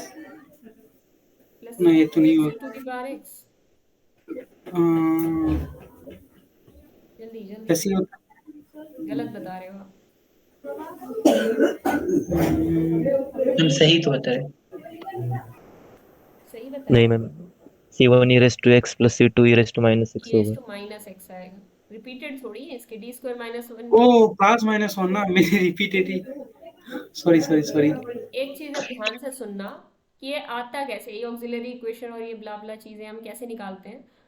जब इसको इस फॉर्म में लिखा जाता है, इस इक्वेशन को इस फॉर्म में कन्वर्ट किया जाता है इज इक्वल टू 0, तो यहाँ से y इज इक्वल टू 0 एक सॉल्यूशन आता है। पर y इज इक्वल टू मतलब कहने का मतलब ये दो प्रोडक्ट हो जाती है एक तरीके से दो चीज़ों की, और इनकी प्रोडक्ट 0 के इक्वल आ रही होती है। तो सपोजिटली ये वाली प्रोडक्ट में अगर ये वाला मेंबर जीरो करोगे तो y is equal to zero एक सॉल्यूशन आएगा। वो तो हम ऑलरेडी जानते हैं ना कि y is equal to zero solution है। हम तो नॉन ट्रिवियल निकालने के लिए मेहनत कर रहे हैं। समझ में आ रही है बात? कोई भी होमोजेनियस इक्वेशन है उसका सॉल्यूशन तो हम सभी जानते हैं y is equal to zero, तो हम इतनी मेहनत क्यों करते हैं? ये सब मेथड हम क्यों सीख रहे हैं? ये सिर्फ नॉन ट्रिवियल सॉल्यूशन के लिए। ट्रिवियल सॉल्यूशंस तो हमें हमेशा पता ही होते हैं, y is equal to zero तो इसको सेटिस्फाई कर ही रहा है, वो तो दिख ही रहा है। तो y is equal to zero हम सॉल्यूशन नहीं लेके चलेंगे, मतलब y नॉन जीरो जब होगा तब हम सॉल्यूशन निकालना चाहते हैं। तो फिर हम D square minus one is equal to zero रख के वहाँ से d की वैल्यू निकालते हैं। ठीक है, ये तरीका होता है। अब मैं रॉन्स्कियन पे एक बार वापस आती हूँ। रॉन्स्कियन में कहाँ पे पहुँचे थे हम? Existence and uniqueness theorem clear हो गई थी। एग्जिस्टेंस थ्योरम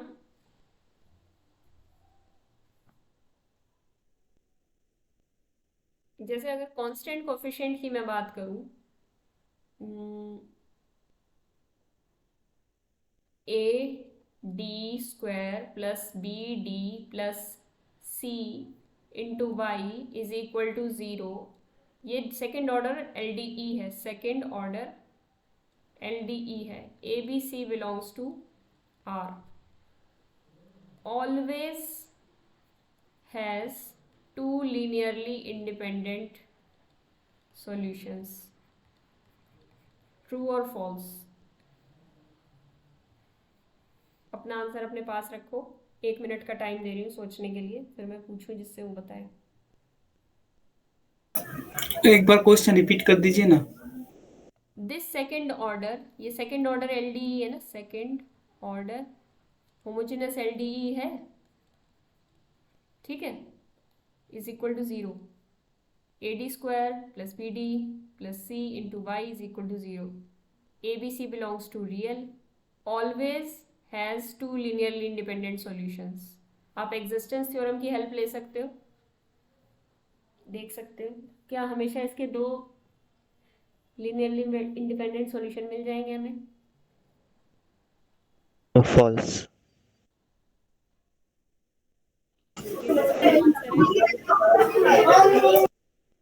अब मैं बोल दूं मैम? Yes ma'am. ठीक है, बोल। मैम फॉल्स होगा। मैंने कहा जब आप तैयार है तो आप भी बता सकते हो। नहीं फॉल्स ही होगा। क्यों फॉल्स है? मैम अगर P0x इक्वल टू जीरो हो जाए तब ए इक्वल टू जीरो ले लो। कोई एग्जांपल दे सकते हो P0x is equal to zero हो जाए और एक ही लीनियरली इंडिपेंडेंट या एक भी इंडिपेंडेंट सॉल्यूशन ना मिले? जो आप बात कह रहे हो उसका एग्जांपल दो, P0 is equal to zero.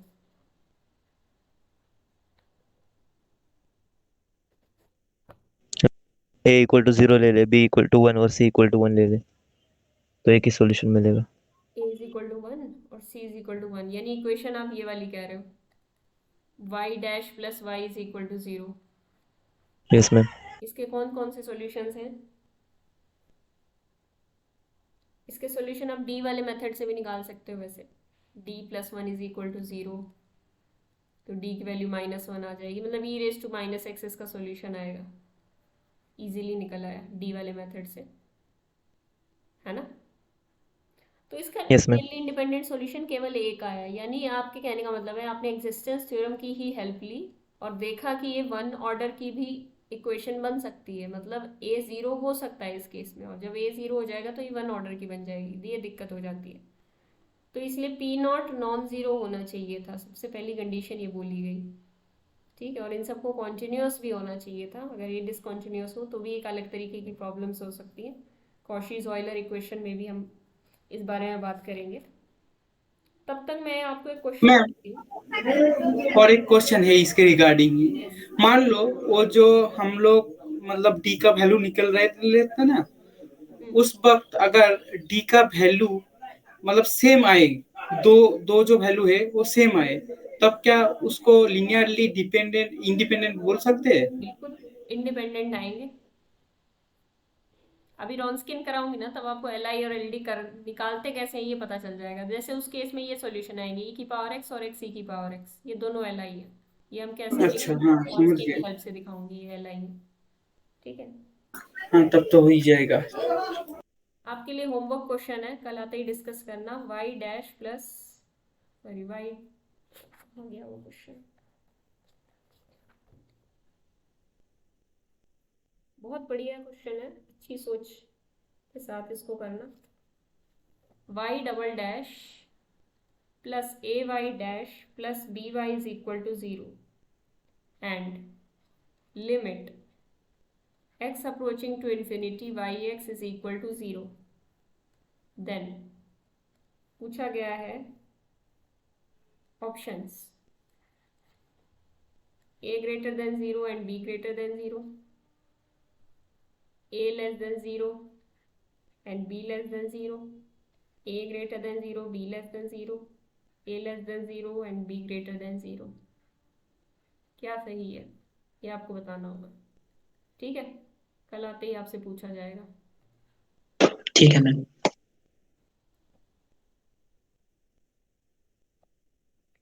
तो अब मैं आगे बताती हूँ, स्किन की बात शुरू करते हैं।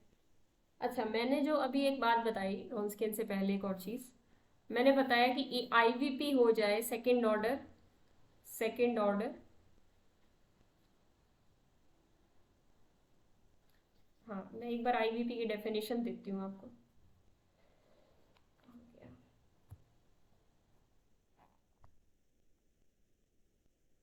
एक सेकंड रुक जाना करो।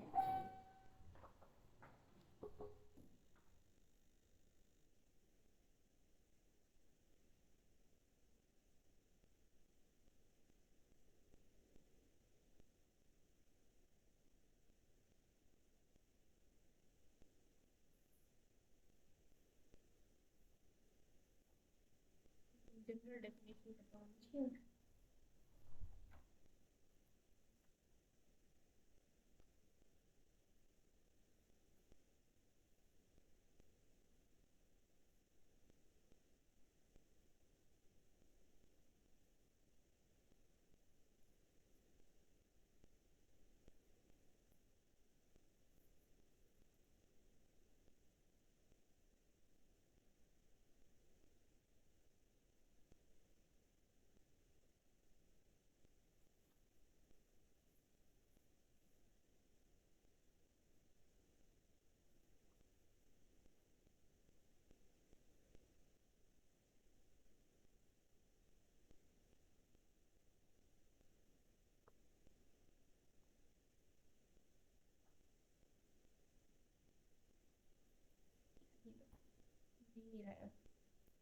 चलो मैं बता देती हूँ, एक हल्का सा आइडिया दे देती हूँ, एकदम फॉर्मल डेफिनेशन तो बता नहीं पाऊंगी मैं।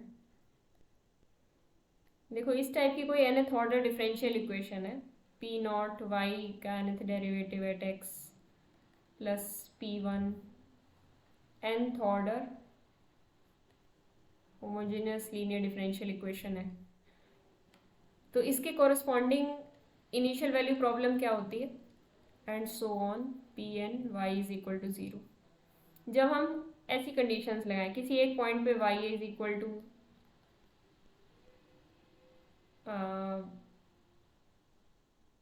y is equal to b1, y dash या b not, y dash is equal to b1 and up to so on y के n minus oneth derivative at a is equal to bn minus one. यानी कि जितने order की equation है उतनी ही conditions पड़ी होनी चाहिए, बी नॉट से लेकर bn माइनस वन तक। कितनी कंडीशंस हैं ये, n कंडीशंस हैं, ठीक है। तो इस पे जनरलाइज भी कर सकते हो आप ऊपर वाली थ्योरम कहती थी कि ये पी नॉट नॉन ज़ीरो होना चाहिए और पी आई सारे कॉन्टिन्यूस होने चाहिए ऑन डोमेन डी, और थर्ड वो कहती थी इससे तो आपकी एग्जिस्टेंस आ जाती थी, सॉल्यूशन एग्जिस्ट कर जाता था, और अगर ये तीसरी कंडीशन भी साथ में होल्ड कर जाए तो सॉल्यूशन यूनिक हो जाता था, एक इनिशियल वैल्यू प्रॉब्लम के साथ आ जाएगी। यानी कि ये कंप्लीट प्रॉब्लम अगर इनिशियल वैल्यू प्रॉब्लम के साथ आ जाए तो इसका यूनिक सॉल्यूशन होगा। तो इसको बोलते हैं यूनिक इनिशियल वैल्यू प्रॉब्लम। अब एक होती है बाउंड्री वैल्यू प्रॉब्लम, यानी इन इनिशियल पॉइंट, इस पॉइंट को छोड़ के, एक सिंगल पॉइंट को छोड़ के किसी और पॉइंट पर अगर कंडीशन दे दी जाए तो यानी ये जो थ्योरम थी आईवीपी के लिए तो काम करती थी, बीवीपी के लिए काम नहीं करती, यानी बाउंड्री वैल्यू प्रॉब्लम के लिए काम नहीं करती। ये मैं एग्जांपल देती हूँ आपको कैसे। मान लो आपकी ये इक्वेशन है y double dash plus y is equal to 0, इसका सॉल्यूशन बताना जरा।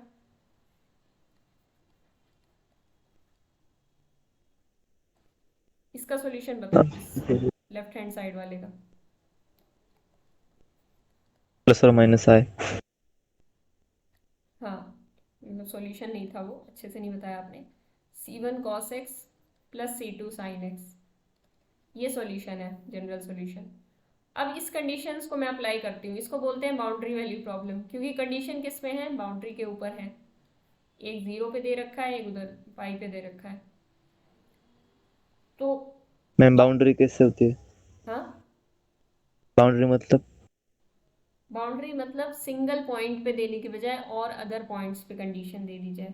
बाकी बाउंड्री का मतलब आई थिंक डोमेन से होता है, नहीं डोमेन से नहीं होता, यही होता है कि इनिशियल पॉइंट की बजाय, मतलब जिस पॉइंट पे कंडीशन दे रहे थे एक से ज़्यादा एक्स्ट्रा पॉइंट्स पर अगर कंडीशन दे दे तो वो बाउंड्री वैल्यू प्रॉब्लम कहलाती है। ठीक है, बाउंड्री कंडीशंस बोलते हैं इनको। तो अगर ये सॉल्यूशन है और उस पर ये कंडीशन अगर लगाई जाए y 0 इज इक्वल टू 0, तो कौन सा सॉल्यूशन आएगा? इसको भी 0 रख दो, c1 0 plus c2 0, sorry cos 0 तो 1 होता है, तो यहाँ से आपको क्या मिलेगा, c1 इज इक्वल टू 1 मिल जाएगा। ठीक है, अब y pi is equal to 0 लगाना।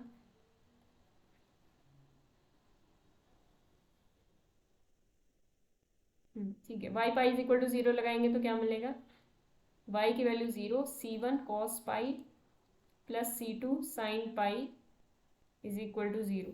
सॉरी, c1 की वैल्यू तो 0 आ रही थी यहाँ से, c1 इज इक्वल टू 0, और यहाँ से क्या आ जाएगा, minus c1 is equal to 0। ठीक है, तो दोनों से वैल्यू c1 की ही निकल के आ रही, c2 की कोई वैल्यू ही नहीं निकल के आ रही। तो अब अगर हम c1 की वैल्यू 0 रख दें, इन दोनों कंडीशंस को हमने अप्लाई कर लिया, ये वाली कंडीशन हो गई, ये वाली कंडीशन हो गई, तो अब y क्या बचेगा हमारा, c1 तो 0 हो गया, तो c2 साइन x बचेगा y। ठीक है, ये बात समझ में आई? Yes ma'am. तो अब इससे हमें क्या पता चला कि कंडीशन तो बाउंड्री वैल्यू प्रॉब्लम थी, मतलब जो सिस्टम था वो तो बाउंड्री वैल्यू प्रॉब्लम बन रहा था, लेकिन उसके सॉल्यूशन कितने आ गए, इनफाइनाइट आ गए। तो क्या और किसी कंडीशन में कमी थी? आप बोलोगे नहीं, कहीं कमी नहीं थी, यहाँ पे भी 1 था, पी नॉट हमेशा नॉन जीरो दे रखा था, और पी नॉट, P1 और P2 ये तीनों ही कॉन्टिन्यूस थे, लेकिन वो एक बाउंड्री वैल्यू प्रॉब्लम के साथ कंडीशन दे रखी थी। तो बाउंड्री वैल्यू प्रॉब्लम उस जो थ्योरम थी हमारी, यूनिकनेस एंड एग्जिस्टेंस थ्योरम, उसको सेटिस्फाई नहीं करती। वो कहती थी कि यूनिक मिलेगा अगर इनिशियल वैल्यू प्रॉब्लम हो, लेकिन हमने देखा कि अगर बाउंड्री वैल्यू प्रॉब्लम हो तो इनफाइनाइट भी मिल सकते हैं। ठीक है,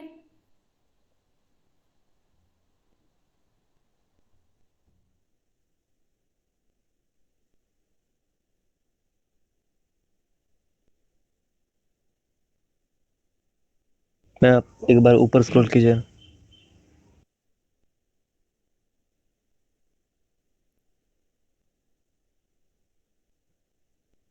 इससे ऊपर और ऊपर हो गया मैम। ठीक है। अब रॉन्स्कियन क्या होता है?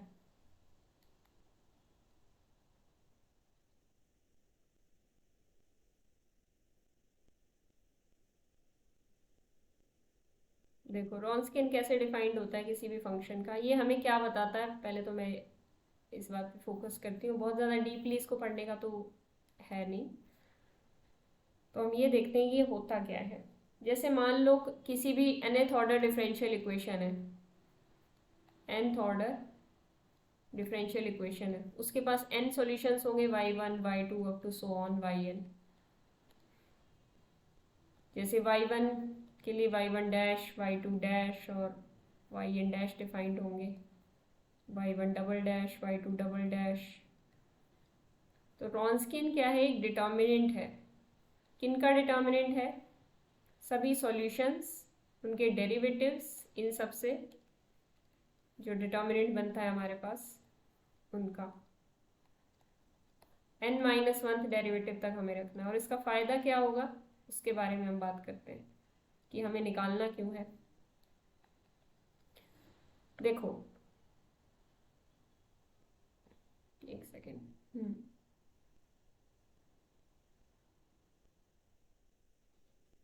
सेकेंड ऑर्डर में बात करते हैं। जैसे इनिशियल वैल्यू प्रॉब्लम होती है हमारी, सेकेंड ऑर्डर में कोई भी इनिशियल वैल्यू प्रॉब्लम है, अगर उसके साथ पी नॉट नॉन जीरो दे रखा है, मतलब इस टाइप की दे रखी है, P not y double dash plus P one y dash plus P2 is equal P2 y is equal to zero. इसके साथ अगर पी नॉट जीरो दे रखा है, पी नॉट नॉन जीरो है, पी आई सारे कॉन्टिन्यूस हैं, और तीसरा क्या है, इसके साथ इनिशियल कंडीशंस दे रखी हैं, y x not is equal to something और y dash x not is equal to something. ठीक है, ये इनिशियल वैल्यू प्रॉब्लम हमारी कंप्लीट दे रखी है। तो इस सिस्टम का कैसा सॉल्यूशन होगा, इस इनिशियल वैल्यू प्रॉब्लम का सॉल्यूशन कैसा होगा, यूनिक होगा, यूनिक। क्योंकि ये सारी कंडीशन सेटिस्फाई कर रहा है यूनिकनेस एंड एग्जिस्टेंस थ्योरम का। आगे से मैं इस इक्वेशन को क्या बोलूँगी, मैं एक छोटा सा नाम रख लेती हूँ ऐसी इक्वेशन के लिए, ऐसी इनिशियल वैल्यू प्रॉब्लम के लिए जो सारी कंडीशन सेटिस्फाई करे यूनिकनेस और एग्जिस्टेंस की, मैं इसको बोलूँगी सही इक्वेशन। ठीक है, गलत और सही, जो सेटिस्फाई नहीं करेगी वो गलत हो जाएगी, ये वाली क्या हो जाएगी, सही इक्वेशन या राइट इक्वेशन भी बोल सकते हो। हमारी कोड लैंग्वेज है ये, ताकि हमें बोलने में आसानी रहे। तो इसका यूनिक सॉल्यूशन एग्जिस्ट करेगा। ठीक है, तो अब देखो एक इनिशियल कंडीशन है, मतलब मान लो हमारे पास y1 और y2 दो सॉल्यूशंस आ गए, B2 solutions of this equation. मतलब वैसे तो यूनिक एग्जिस्ट करेगा, पर अगर y1 और y2 दो सॉल्यूशन है तो वो क्या करेंगे, सबसे पहले तो एक नया y मिलेगा जो आपको C1 y1 B2 सॉल्यूशंस, मतलब दो लीनियरली इंडिपेंडेंट सॉल्यूशंस हैं। ठीक है, तो आपको एक नया y मिलेगा जो इसके लीनियर कॉम्बिनेशन में भी लिखा जा सकता है, एक जनरल सॉल्यूशन टाइप आपको मिलेगा। दूसरी बात ये कि ये इनिशियल कंडीशन को सेटिस्फाई कर रहे हैं, ये y x not is equal to something और y dash x not is equal to something, वो वाली इनिशियल कंडीशन को भी सेटिस्फाई करेंगे। ठीक है, तो मैं लिख लेती हूँ, वाई एक्स नॉट क्या आ जाएगा, वाई एट एक्स नॉट, यहाँ से निकालो C1 y1 x not plus C2 y2 x not, और ये क्या आ जाएगा, y dash x not C1 y1 dash x not plus C2 y2 dash x not. अब आपसे ये बोला जा रहा है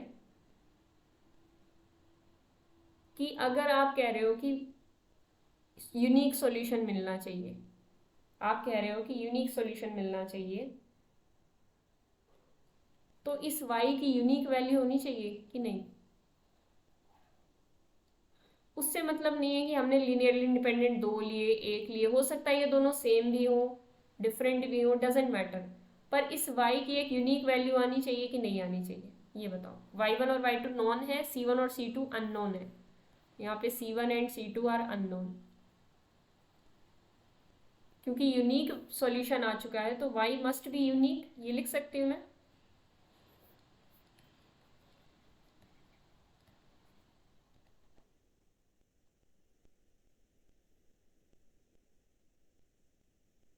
बताओ,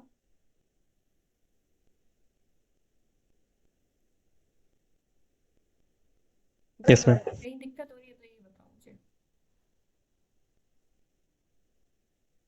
देखो y1 और y2 पे ध्यान मत देना, y1 और y2 LI LD जैसे भी हो, पर इसका जो जनरल सॉल्यूशन बनेगा y1 y2 की हेल्प से बन जाएगा, हमने वो बना लिया। ठीक है, ये y1 और y2 कैसे आए, इसके सिर्फ और सिर्फ एग्जिस्टेंस वाले पार्ट से। इसके एग्जिस्टेंस ऑफ सॉल्यूशन क्या कहता है कि इसके पास दो लीनियरली इंडिपेंडेंट सॉल्यूशन मिलेंगे। तो चलो मैंने एग्जिस्टेंस वाले पार्ट से ये सब बातें लिख ली कि इसके पास दो यूनिक सॉल्यूशन मिलेंगे और ऐसी ऐसी बातें होंगी। ठीक है, लेकिन अब यहाँ पे थोड़ा सा हम थम जाए तो एक बात सोचने वाली है कि एग्जिस्टेंस थ्योरम से तो चलो हमने ये भी लिख दिया और ये भी लिख दिया, लेकिन ये जो y होगा इसकी हमें यूनिक वैल्यू चाहिए, यानी y1 और y2 तो नोन है, C1 और C2 की हमें कि C1 C2 के बारे में हमें नहीं पता, तो C1 C2 की हमें वैल्यूज़ चाहिए, वो हमें यहाँ से मिलेंगी इनिशियल कंडीशन से। अभी हमने देखा था एक example y double dash minus y is equal to 0, इस पर हमने कंडीशन लगाई थी y0 इज इक्वल टू 1 और y dash 0 is equals to -1, कुछ ऐसी लगाई थी, और वहाँ से y is equal to e की पावर x एक सॉल्यूशन निकल के आया था कि नहीं आया था, बताओ। Yes ma'am.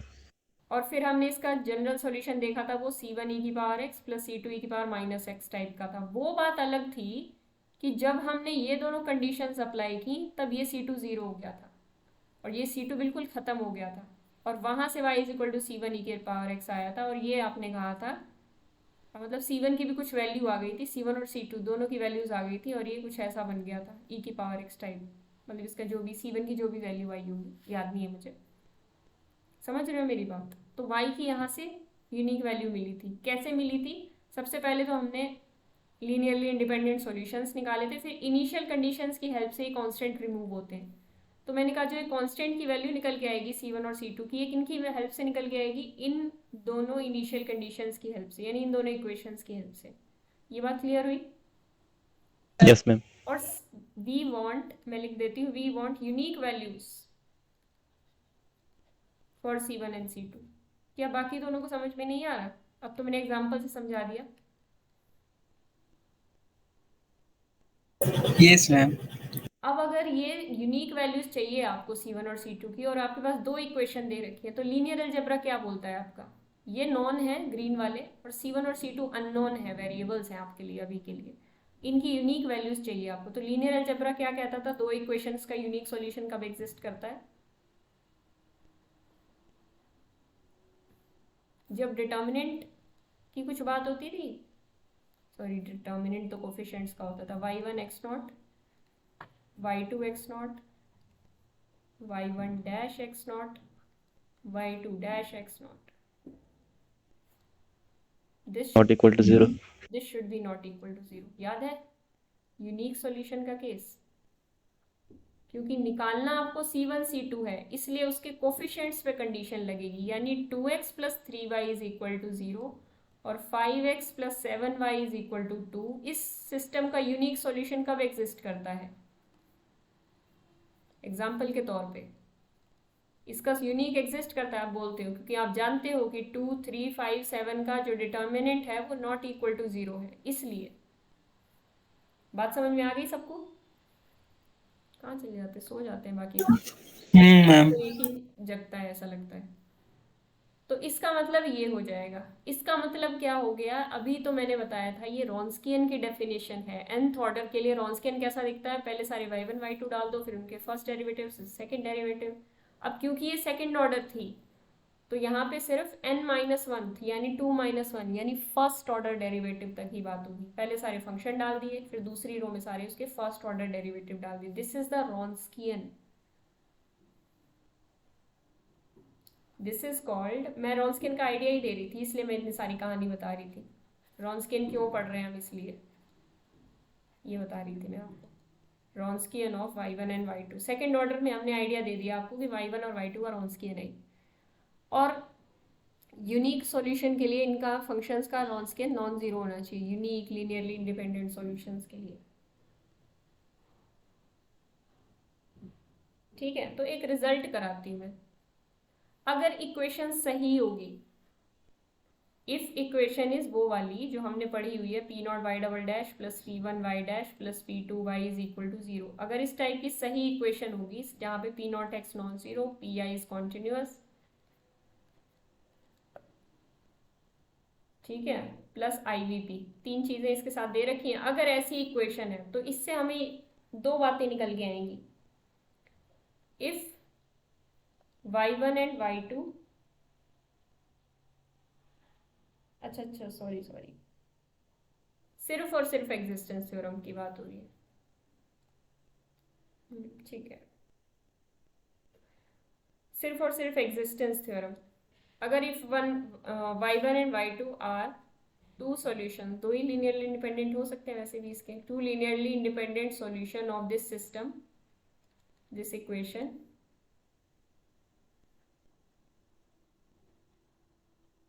two solutions of this equation, then Wronskian of y1 y2 is 0 if and only if y1 and y2 are linearly dependent solutions. ये है रिजल्ट, यानी कि Wronskian नॉन जीरो कब हो जाएगा y1 y2 का? ये तभी होगा जब y1 और y2 लीनियरली इंडिपेंडेंट होंगे। बताओ ये बात क्लियर हुई कि नहीं? ये रिजल्ट है।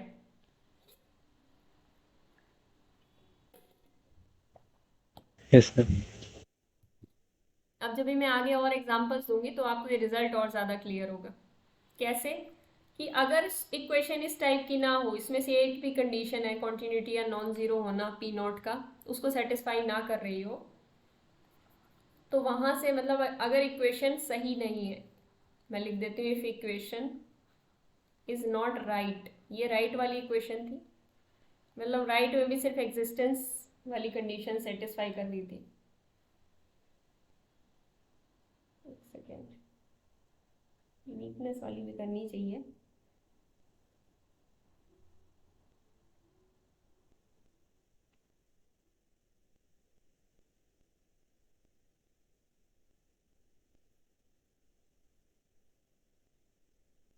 यूनिकनेस वाली भी करेगी, ठीक है ठीक है,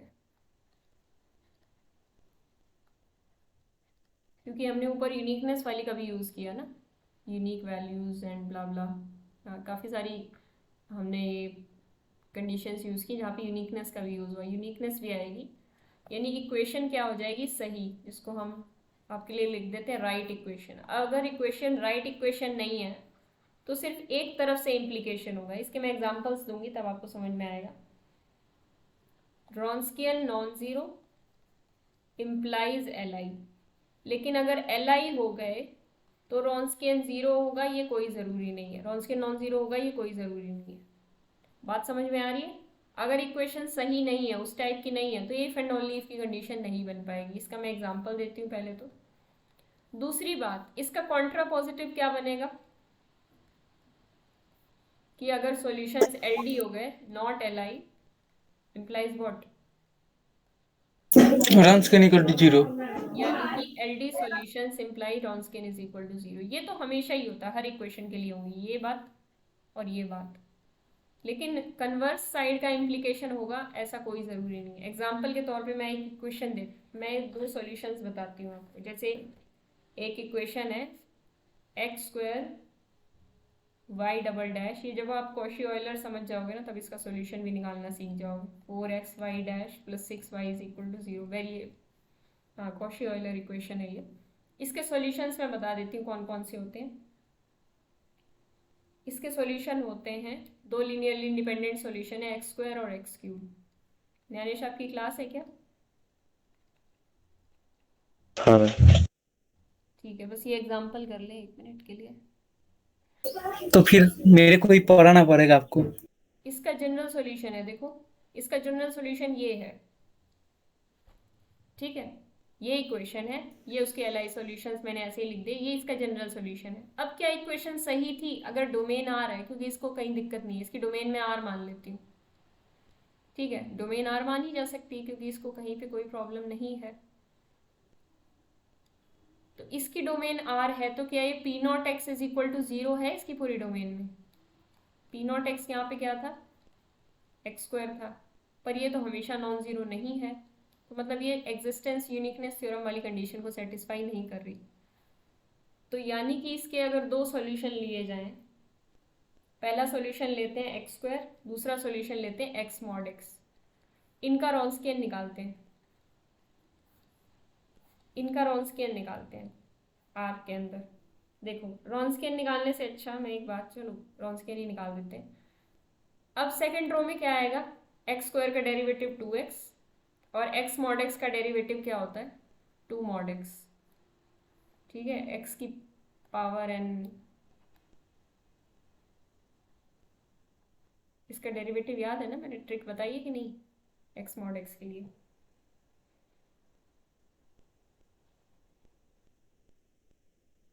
देखो ऐसे किया जाता है, इसका डेरिवेटिव ऐसे किया जाता है जैसे x x cube mod x है, तो इसको आप एक तरीके से ऐसे देख लिया करो एक्स की पावर 4 टाइप से।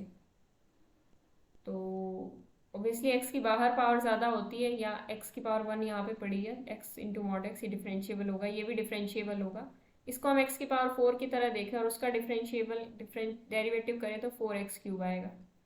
तो 4x क्यूब को हम क्या करते हैं, एक तो मॉड एक्स और बाकी जितना बची पावर्स उनको एक्स स्क्वायर या एक्स की बची हुई पावर्स में कन्वर्ट कर देते हैं, तो डेरिवेटिव ये बन जाता है इसका। अच्छा मैम, रुको मैम स्क्रीनशॉट ले लेता हूँ। हाँ, एक मॉड एक्स रहने देते हैं और बाकी सारा ऐसे कन्वर्ट कर देते हैं। हाँ मैम, हो गया।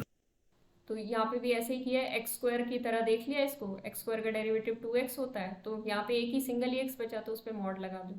ये थोड़ा शॉर्ट तरीका हो सकता है करने का, जहाँ फंक्शन डिफरेंशिएबल है मॉड एक्स वाला। तो अब इसका रॉन्स्कियन निकालते हैं, x square 2x square mod x minus 2x square mod x. अरे वाह, ये तो क्या आ गया, 0 आ गया। यानी कि यहाँ से तो आपके हिसाब से सॉल्यूशंस मस्ट बी LI। पर रुको रुको रुको रुको, ये तो उस कंडीशन को सेटिस्फाई नहीं कर रहे थे जो एग्जिस्टेंस और यूनिकनेस की थी। क्यों, हमने कहा था कि अगर उस कंडीशन को सेटिस्फाई कर रहे हैं तब तो result if and only if है, तब तो result if and only if है। अगर उस कंडीशन को सेटिस्फाई नहीं कर रहे तो रिजल्ट एक ही साइड से है, यानी कि अगर रॉन्स्कियन नॉन जीरो हो गया तो LI बोल सकते हैं, या LD हो गए तो रॉन्स्कियन जीरो बोल सकते हैं, लेकिन रॉन्स्कियन जीरो होने से LI नहीं बोल सकते। They need not be LI। LD है। सॉरी, LD नहीं बोल सकते, sorry sorry sorry sorry sorry. देखो, रॉन्स्कियन जीरो होने से पहले हम क्या बोलते थे, रॉन्स्कियन जीरो तो LD, रॉन्स्कियन नॉन जीरो तो नॉन LD। तो रॉन्स्कियन जीरो होने से, ध्यान देना इधर, रॉन्स्कियन जीरो होने से क्या ये वाला इम्प्लीकेशन होगा, कोई जरूरी नहीं है। समझ गया। ठीक है, मैं बताती हूँ कैसे। ये दोनों एक्स स्क्वायर और एक्स मॉड एक्स, अब मैं बताती हूँ कि ये LI है, मैं प्रूव करके दिखाती हूँ कि ये LD कोई ज़रूरी नहीं है और ये है ही LI, but x square and x mod x are LI। Functions को कैसे चेक करते हैं LI और LD, ये बात मैं पहले भी कर चुकी हूँ आपसे। एक्स स्क्वायर का ग्राफ देखेंगे हम और एक्स मॉड एक्स का ग्राफ बनाएंगे। एक्स मॉड एक्स का ग्राफ इस तरफ तो क्या होता है, एक्स स्क्वायर होता है, और इस तरफ क्या होता है, माइनस एक्स स्क्वायर। तो इस तरफ तो इसके ऊपर ऊपर ही बन जाएगा, ठीक है, और इस तरफ क्या बनेगा, उल्टा बनेगा, इस टाइप का बनेगा। तो ऐसे जो फंक्शंस होते हैं जिनका कोई पैटर्न ही रिपीट नहीं हो रहा है, एक के ऊपर एक फॉल नहीं कर रहे ना ये फंक्शन, या मतलब दो फंक्शंस को हम LI और LD कब देख सकते हैं, यहाँ पे तो ये एक दूसरे के स्केलर मल्टीपल है, पर यहाँ पे एक दूसरे के स्केलर मल्टीपल नहीं है। तो जब एक दूसरे के स्केलर मल्टीपल हो जाए ना फंक्शन, जैसे हम दो लाइंस लेना अगर, तो ये दोनों सेम सेम है, तो इन दोनों लाइंस को आप क्या बोल सकते हो, मतलब उनका लीनियरली डिपेंडेंट होने के लिए वो एक दूसरे के मल्टीपल होने चाहिए, मल्टीपल होने चाहिए, स्केलर मल्टीपल, दो फंक्शंस तभी हो सकते हैं। तो इस तरफ तो पैटर्न कुछ और है, इस तरफ पैटर्न कुछ और है, लेकिन अगर, अब ध्यान देना, अगर इस डोमेन R को चेंज करके ये कर दिया जाए, दो डोमेन्स बना लेती हूँ, 0 टू इन्फिनिटी या -∞ टू 0। अब सोच के आना कि हम क्या कर सकते हैं। अगर ये डोमेन्स हो जाती तो उस, पहले तो इक्वेशन के बारे में सोचना, x square P not plus जो भी था P1 जो भी थी आगे, तो लेकिन अगर ये कर दिया जाए तो एक बात ध्यान देना अभी आप, राइट हैंड साइड पे तो ये क्या बन जाएंगे, राइट हैंड साइड पे तो ये LI ही बन जाएंगे, सॉरी LD ही बन रहे हैं, सिर्फ अगर राइट की बात की जाए, और सिर्फ लेफ्ट की बात की जाए तो ये LI बन रहे हैं, और सिर्फ दोनों की बात की जाए तो भी ये LI बन रहे हैं। ये बात समझ में आ रही है? वैसे अब भेजे में घुस नहीं रही होगी मुझे लग रहा है। हाँ मैम, समझ रहा हूँ। इसको हम कल आगे से कंटिन्यू करेंगे, क्योंकि मुझे ऐसा लग रहा है कि टाइम तो हो ही चुका है, मेहनत भी नहीं है, और न्यानेश को भी जाना है ना, न्यानेश जा चुका। ठीक है, कल कंटिन्यू करते हैं निर्मल, ठीक है, कोई बात नहीं मैम, इवनिंग में डिस्कस करते हैं। और OD के मैंने बता दिए आपको कौन से क्वेश्चंस ट्राई करने। बताओ एक बार, ओ OD प्रीवियस ईयर वाला। नहीं, प्रीवियस ईयर के तो मतलब वो करते रहने साथ में, वो तो है ही। वो तो कर रहा हूँ मैम। उसके साथ में एक असाइनमेंट पड़ी है, वो भी ट्राई कर लेना, और ग्रुप थ्योरी की जो आप असाइनमेंट बोल रहे थे, नए क्वेश्चंस, वो भी ट्राई कर लेना, हाँ जो मैंने बताए हैं आपको। ठीक है मैम, हाँ वो वाला भी करना है मेरे को। हम्म। मतलब मैम वो थ्योरी तो आ गया, पर उतना कॉन्फिडेंस नहीं आ रहा कि मतलब हो जाए, तो क्वेश्चन करूंगा तो कॉन्फिडेंस आ जाएगा शायद। हाँ बिल्कुल आ जाएगा, क्वेश्चंस करते रहो साथ साथ, और टेस्ट भी देते हाँ रहो। मैम। कैरियर हाँ वाले मैम। टेस्ट खरीद लो आप। हाँ खरीद लिया मैम, वो मैंने खरीद लिया है। ठीक है। मैंने मतलब उन्होंने मतलब ये सोच रहा है कि दोनों का नाम के